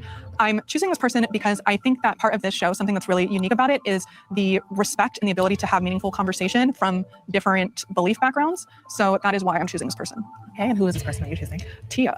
Tia. Okay, come on down. I have a feeling she's gonna piss me off because she was annoying me, but she didn't really get to say much. But a lot of her is okay. Let's. Okay, Tia. I do like her jumpsuit though. Is it a jumpsuit? It might be a two-piece, but whatever she's wearing is very cute. Very, very cute. I guess, what is your prompt? Hi, Casey. Thanks for doing this to me. I would say, and like I said, it's just a conversation. I'm not an expert debater. I'm shocked that you picked me. But I would say patriarchy is innately good and not evil. Oh, that's an interesting one. Oh, I knew we would have fun. Okay. Came up with this like 5 seconds ago. Did she say that patriarchy is good and not evil? Oh my God. Oh dear. Oh dear. Okay, it's the last section, y'all. It's not even that long. So let's just, okay. I'm preparing myself. Okay, do you want to kind of explain your reasoning behind that? I think for a lot of people, when they think of Christianity, they put men as a head, men as a protector, men as a leader in the category of evil. And I don't think it's innately evil at all. I think it just is, we were kind of talking about this earlier. I think it's biological. I think it's organic. And I think that's why God is male. Trinity is male. And we have Jesus, obviously, who came in the flesh as God. But obviously, there's a lot of the Bible that is written by men. And I think there's a reason for that. A lot of leaders.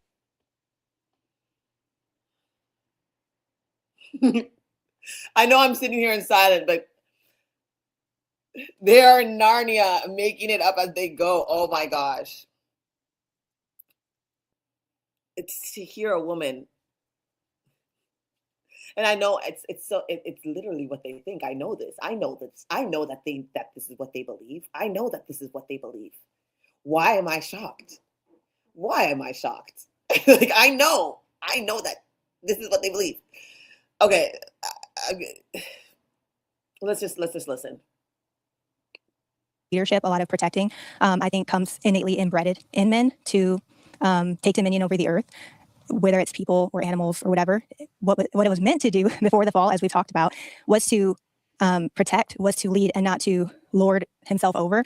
So I think I don't even get that. Like Adam couldn't even stop this girl from eating the apple, but you're going to put him in charge? And in fact, if you actually pay attention to scripture, Adam being in charge of Eve was a part of her curse, right? Adam being in charge of Eve was a curse to Eve. He said, because you've done this thing, you will now be under your man. Okay, like that was a punishment, okay? Not biological, even through scripture, right? While we're going to listen to her, but I'm going to look that one up because what, girl? Innately, patriarchy was always meant to be good and not evil. Does that make sense? It makes sense. A few clarifying questions. So does that mean you think that God set up patriarchy? Yes. That it's good? That it's good By God's design. Adam was made first. Eve was his helpmate. I think by design, that's how God created it, and that's why it's biblical. And obviously, as a Christian who believes in the Bible, I would agree that that's good and not evil as God's design. So what about patriarchy being good leads to the overwhelming evidence of harm against women on behalf of men because they didn't have the education, the employment, the power in these social structures? I understand that. Okay. And the thing is, we did have those things prior to colonization, and all of that. We had those structural things. I again bring up the book When God Was a Woman. You know, we have historians that went to Egypt and saw that the men stayed home and weaved baskets while the women went to work, right? And like I said, I found the verse, right? And it's Genesis 3, verse 16. To the woman he said, I will make your pangs in childbirth exceedingly great. In pain you shall bring forth children, yet your desire shall be for your husband, and he shall rule over you. That was part of her cursing him. It's not a natural order. It was the curse to Eve for eating the fruit. So it had nothing to do with natural order. He put her above as a punishment. Like, now you got to listen to this dumbass nigga all the time. Sorry, like, and I get it. Now that I think about it, that is a punishment. Like, that is probably the worst curse to ever come to women if we were to say we believe in curses and we believe that this curse is real, right? But it's not the natural order, even biblical wise, okay? Wow, yes, that's the scariest part, is that they really believe this. In the Adam was crying all night, afraid of the dark, and Eve had to console him. Really? The non-canonicals. Sorry, I'm trying to say the word and I'm struggling. But I know what you mean. The canon and how things were put together. But I didn't know that. That's very interesting. See, the stars, you have a lot of knowledge that I would love to, like, maybe like pick your brain. Like, where can I see that?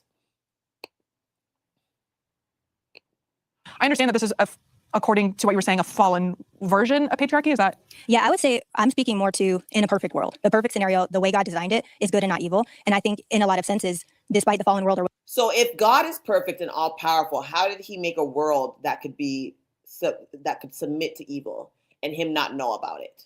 You know, this whole, oh, God made everything perfect and it was what we did. But if he's all knowing, he would have known that the way that he created the world would come to this end. He did it knowingly, which means it was planned to be that way, and it was his intention. And how is that good? How is that loving? Like, they never have an answer for that, or they just backtrack or move the goalpost or try to change, or try to just say that, you know, that perspective is just a straight up lie, even though you could read it in the book for itself. whatever, a lot of women will say innately it's unfair. Especially a lot of feminists will say, like, well, not equal. But even in the Bible in Ephesians, it's like, submit ye to one another and not lord yourself over another, submit, respect, love. So I'd say if we were going perfectly according to the Bible, according to how God calls it to be, it would be like the utopia, like how we talked about perfect heaven, no more suffering, all that stuff. I think that's what it was always meant to be. But because we fell, there's so many things, including abuse, including rape and all that. And I think that we as society have seen men take advantage, abuse. And again, all those things are regulated by your God. How these men went about dealing with rape, dealing with women, all condoned and regulated by your God through the laws, through the Mosaic laws. When you look at the Mosaic laws, you see that the God is putting men over women. He prices them differently. He values them differently. He even the fact that he thinks that women that are going through their menstrual cycles are unclean, something that's natural, that he would have had us, created us to do. You know what I mean? It just doesn't make any sense. Oh, that means a lot to me. I love studying. I love studying too. So yes, please do reach out. My information is in the About Me section. You can email me. You can even DM me on maybe Instagram or TikTok or any of those things. Another male worshiper. We need to bring back the Amazonians. Yes, we do.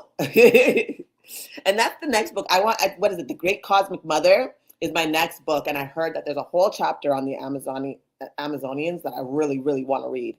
That's my next book purchase. So we're definitely going to be talking about these things. And we have this rising up of feminism, which is supposed to be equality, but in a lot of ways, it's become more toxic. And it's almost like we need to do away with men. Men are the problem. Men are the issue. And it should actually, and I guess I would even ask you, someone said this earlier and I can't remember if you answered it, but it was like, should we be a matriarchy? Like, what should it look like? What would a perfect society look like for you if patriarchy is evil? And I'm not even saying, like, if you're disagreeing with me, like, if that's what you mean, but you can even say, like, how do you feel about this, or what are your thoughts, so that I can converse with you better? Totally. And that's the thing, like, how do you, like, and the thing is, like, do you think it should be like matriarchy? Like, you actually think, you look at the world today and see what men have done, and you're like, yes, this is exactly the plan. This is perfect leadership here. That's what you're saying. You look out in the world and you see what men are doing, and then I guess you'd say, oh, it's because it's a fallen world. It doesn't matter if it's fallen or not. You know what I mean? You're saying that they're appropriate to lead. We just saw today. I heard about these 3 boys who got away with gang raping a girl because they didn't want to do anything to harm their futures. So they let them go, even though all the evidence pointed that they did do this thing to this girl. Who cares about her future? Who cares about her needs? Who cares about the psychological damage to her? You're going to let these men go after they gang raped a girl. Scot-free. You know, obviously all the uproar of it all and everything like that, but these are your male leaders. This is what they do. This is how they value women. This is how they see the value of women. And to sit there and act as if, oh, the world is perfect with the way that men are running it. You're absolutely out of your fucking mind to say that. Femicide is up worldwide. Are you okay? My voice is on. No, you're doing great. Okay, so Sorry. Every 10 minutes, a girl in the world passes away from a femicide unaliving. This is her perfect. This is the structure of protection that men provide. Girl, if you don't shut the fuck up, I'm so glad we're almost done. Few things here. Okay, to answer your question, my understanding of matriarchy, a lot of times when that's used, it can be considered just like a flip of patriarchy. So women have all this hierarchical power. My understanding of matriarchy, like the actual definition, is more, we talk about like vertical authority versus horizontal authority. So in patriarchy, there's a hierarchy of authority. There's a leader, there's a god, there's, you know, and everyone falls in line literally. And then more egalitarian kinds of societies, which do and have existed, are more communal when it comes to leadership, authority, and power. Like these really big words that mean who gets to eat, who's deciding who gets to eat, who's going to be safe from whom or whatever. So to me, that concept of egalitarian or matriarchy is not just a flip of we're doing away with them. I totally agree with you that like there's a lot of anger. Okay.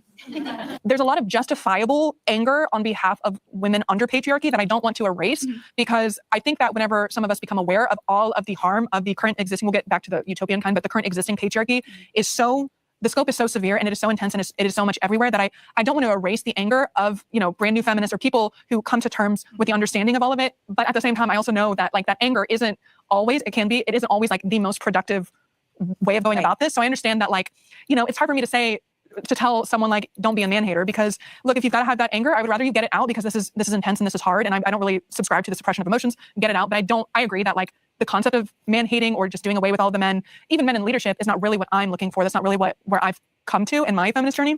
Do you think that innately, biologically, and even just like in our minds, that men and women have different giftings as far as like? The thing is that she's talking about the mind, but if she studied anything from the mind, then she would know that the mind of women is actually better suited for leadership, according to science. Science proves that. There are brain scans that show that we are better multitaskers, we're better organized, we're better at just dealing with stress, we're better at handling our emotions, right? Men say women are emotional, but men are actually emotional, right? Like they tear up a city when they lose a fucking game, okay? The whole block gets destroyed, right? But then they get called passionate, right? But women get mad and they're being emotional. And it's mad over things like rape and the assault of young children. And women are so emotional. Like those aren't things we should have emotions about. But again, men will come together and tear down a whole city block because their team lost. And they're just passionate, right? They'll punch a wall because they're upset.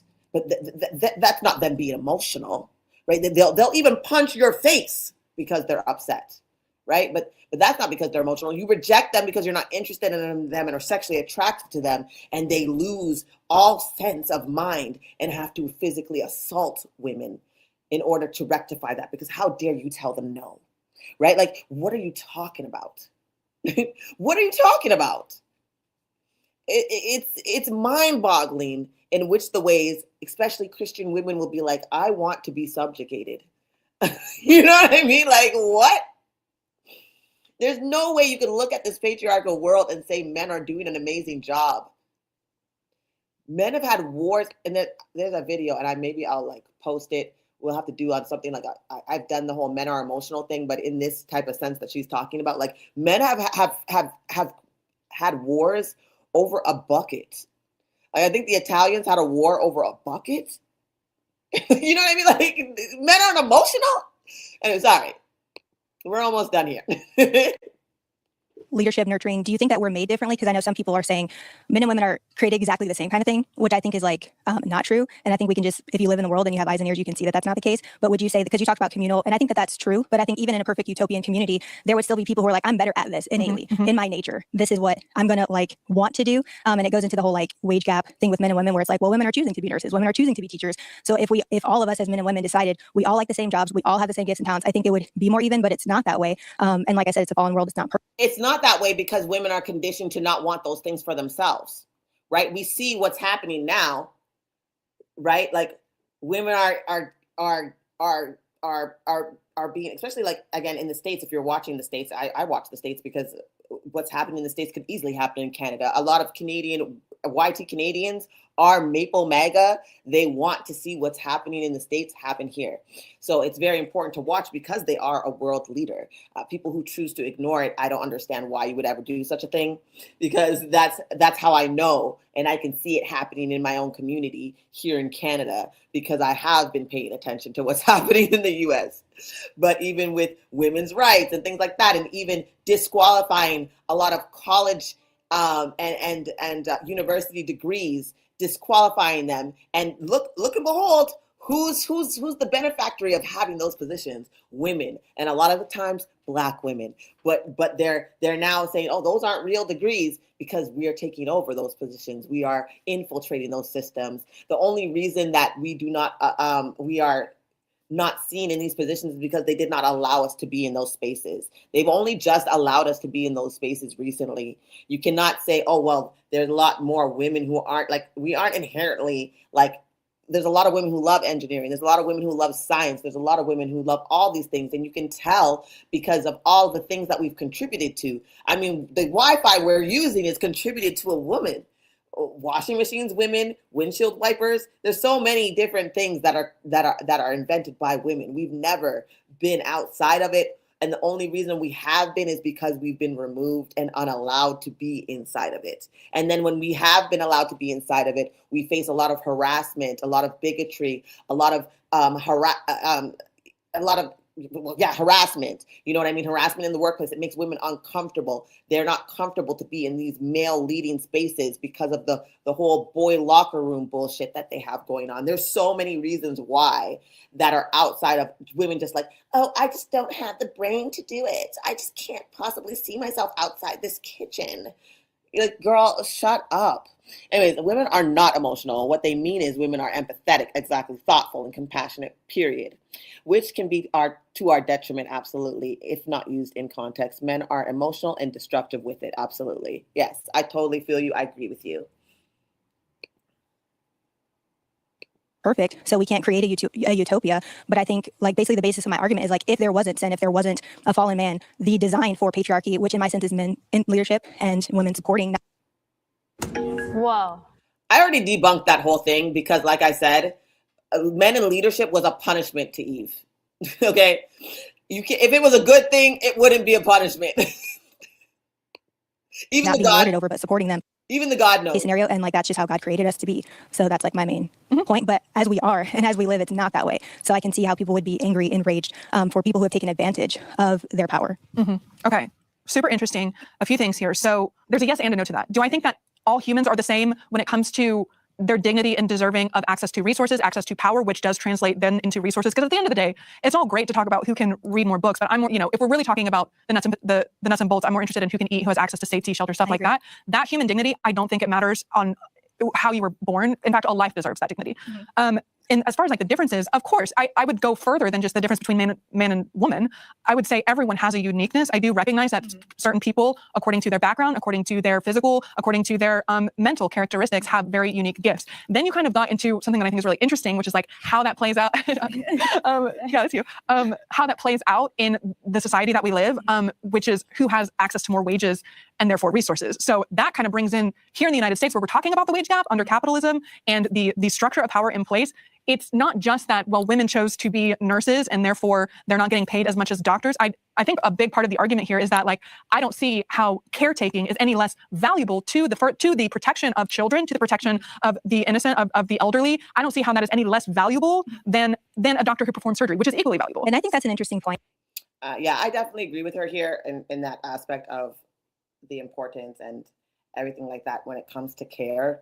Like I said, I mean, when you look at the history of the women who first started going to school and entering these male-dominated spaces, the harassment, like I remember, I can't remember the girl's name, but I think she was one of the first women doctors, and she had to learn outside the classroom. They wouldn't let he wouldn't let her in. So she had to listen from outside the door and take notes and study on her own. It's not, they make it very hard. Yes, they placed a law to allow us to be in, but the men, because of their misogynistic mindset and because they truly don't believe, because they've been indoctrinated themselves to think that women don't believe in these spaces, they make it very hard for women to be in these spaces. And that even goes till now, right? That's why there's so much sexual harassment stuff and that happens within the workplace. And that's why we have to have these seminars to teach men about how to teach women in these spaces, because they don't know, they don't understand. They do make it very uncomfortable for us to be in and very hard for us to be in and accomplish the same goals without the same stress that men don't have because they are simply men. That you brought up, because how do we decide who gets what? I mean, we talk about NBA players and it's like, so you really good at basketball and you're like a millionaire, like what? But somebody who's saving lives, like this is what they're getting. So in a perfect world to you, idealistically, as it pertains to the wage gap, if you want to go there, would you say every single job should have the same wage? Or like, what does that look like to you as far as like, what would the solution be? Well, perfect world is tricky. Why money is that answer? That's a good question. We're trading apples and now we have dollar bills. Who did that? Totally. I think to your question of how would we decide who does what, I think it can be a combination of credentialing and desire, right? So like, who wants to stay at home with the kids and who do we trust to stay at home with, but going back to the concept of like egalitarian communal kinds of societies, in that case, under those like systems of structure, because those egalitarian societies historically distribute resources more fairly amongst everyone, and it's not. She's like literally saying like, how do we keep capitalism alive under women? You know what I mean? Like, you actually think it's fair that basketball players get paid astronomical amounts of money for playing a sport rather than the people who, I don't know, educate your children every day? You think that that's smart? You think that that makes sense? The people who teach your children every day are scraping to get by, even though you're literally delivering the future into their hands, as opposed to a basketball player who, yes, of course, very talented athlete. I'm not saying athletes shouldn't be compensated. I'm not saying nothing like that, but I'm just saying like the whole idea that that's even fair to do, or that under patriarchy, it's equitably and economically sound and justified is asinine to me, okay? Because it's not. Like she said, in the egalitarian, we're taking care of each other. So it's like I don't know. She's definitely a capitalist. I don't know if she realizes it. Hierarchical, you give this to this person, and then you can decide who gets all of these resources, and then they can decide who gets all these resources. It's more communal in nature. And there was an example of that even in scripture where it said everyone sold everything and they had everything in common. There wasn't like, well, I have this much money, you have that much money, so we live a different lifestyle. It was like, let's sell everything. We all are on equal footing. It didn't seem to last very long because people can be greedy. But the reason why I mainly brought this up was, can you remind me the wording of your first prompt? Because it had to do with patriarchy, I think, right? My initial prompt was, Christianity is inherently patriarchal and therefore harmful to women. And it sounds like you don't think patriarchy as a concept is inherently harmful, but it is under a fallen world. Is that right? That's what I would say. Inherently, it's not evil, but we're living in a fallen world. We're not playing it out according to God's design. She's basically saying, yes, I am too dumb. I need a man to do everything for me. I need a man to protect and provide. I'm too dumb to do this. I could never do this alone. And that's the thing, like, even in a matriarchy and an egalitarian society, you wouldn't be doing it alone. It's community. We'd all be helping each other. It wouldn't be on the hands and shoulders of and burden of one person in the home or even two people in the home. It's a community that's saying we need to make sure that everybody's children are loved and protected and coming together in that way. So, and her being like, oh, like, no, and that's fine. Like, not every woman wants to work. I get that. Like, I was not born to do labor. You know what I mean? Like, I get it. Like, I don't necessarily want to become an engineer, but I do want to become a midwife. You know what I mean? Like, but there are women who do want to become and who make amazing engineers and who and architects and all these other things that are deemed masculine jobs, right? Like, there's plenty of women who are great in STEM. Like, stop the fuckery. So I'm curious to you, would you agree or disagree with that? If you believed in the Bible and things were meant to be a certain way and there was no fall and there was equality and everything, would you say maybe it would have been okay that God created things in a patriarchal sense if it all played out the way that he would have designed it? Or are you saying just period, it shouldn't be that way because it's inherently evil? Okay, in the context of, do I think that even if we were in a utopia, certain genders, according to what the definition of patriarchy is, should have more access to power and therefore resources? No, I wouldn't agree with that. If, like you said, in this utopia, it was actually equality, then it wouldn't be patriarchy. Okay, so if they were to say, I have access to this, but in a sense of responsibility, because I feel like that's what it is. It's like when you have, with great power comes great responsibility. So when you have that. And women can't take the responsibility, like, we're too slow, we're too fragile to take this responsibility. Like, you sound like an idiot. Power, I think you're responsible to use it well, and I think that's what it was meant to be. So it's not to create inequality, to lord it over people, but I believe what God designed was to steward it well. So I guess really I don't know what a utopia perfect scenario would look like, so it's hard for me to wager either way. So I guess in the end, we did great. All right, thank you. Good job. So Casey, you did a great job. Thank you. What was your experience like talking to these women? I really enjoyed the conversation. I think everyone shut up and brought the meat and potatoes of really interesting and important conversations. And it was a delight in the end. It's great. Did you feel intimidated by anything? It was a lot. It was not nothing to be asked to debate 20 people for at once, but it was invigorating. I very much enjoyed it. Is there anyone that you spoke to that impressed you or made you rethink some of the things that you previously were thinking? Yes, I do. One of the reasons I was grateful for the invitation is because I do think it's important to challenge our own understandings of the world, but also be open to tweaking them instead of just doubling down, because whenever we identify with our beliefs, I think that's when a lot of the turmoil really happens. So it did challenge me in that way. And I have opened up my worldview a little bit. Wonderful. Are there any final thoughts that you want to leave us with? Good job, everyone. That's all. Okay, she was gracious. She took that well. Why is she worried about sports, not the farmers or the school teachers? Is she paying any other? That's what I was saying. Like, why, of all the things that you bring up, like that's one of the most ridiculous things that we see is how they get paid so much, and it's entertainment, but teachers are struggling. You know what I mean? Like, that doesn't make parasites versus symbiotes. Yeah, exactly. You know, people can crave power and ownership, but it doesn't mean they are equipped to handle the responsibility that comes with it. Just like any colonizer, they just care to conquer, not to care. Exactly. And a lot of it is just ego and all that stuff. Wow, we've been on here for almost 3 hours. Thank you so much for those of you who joined me. I do have to get going. I would love to usually stay and have more conversation, but this ran kind of long, even at 1.5 speed. And I gotta get dinner together because it's almost 4 o'clock. Okay, but I appreciate it. I love you guys. Thank you so much for coming through. If you're new here, check out some of my playlists and my videos. I do actually deep dive in a lot of these conversations further. A lot of my commentary I've done videos on. Check out my Daughters of Patriarchy. I just started that, but I've also have spoken on it loosely before, but now I've created and structured a series for it. You can check out the Deconstructing Christianity posts. You can check out the Deconstructing Patriarchy posts. I have my series Gay in Nature. So many things to check out. So if you haven't already, please like the video, share it with somebody, comment, subscribe if you haven't already, click that notification bell, blah, blah, blah, if you haven't already, so you don't miss out on any new content. I'm really killing it these days. I've been very consistent these last couple of weeks. So, and it is my plan to fully, completely dive into that. So I will continue to be consistent. Oh, thank you for entertaining me today. Well, thank you for stopping by. I love entertaining y'all. It's fun. And like I said, this is the only place where I can find like-minded individuals, people who are just as passionate as these topics as I am. And I appreciate you guys for finding this channel and hanging out with me. I will talk to you guys soon. I love y'all. Have an amazing rest of Sunday. I will have a video dropping tomorrow. And I think I might have a couple videos dropping tomorrow. We'll see. But I'll definitely be going live on TikTok, so I'll have some clips of that as well. Thank you. This was beautiful, powerful, greatly needed. No problem, y'all. I will see you guys soon. look out for me. I'm telling you, I'm going to be going live more. I'm going to be dropping more videos. So yes, I will talk to y'all soon.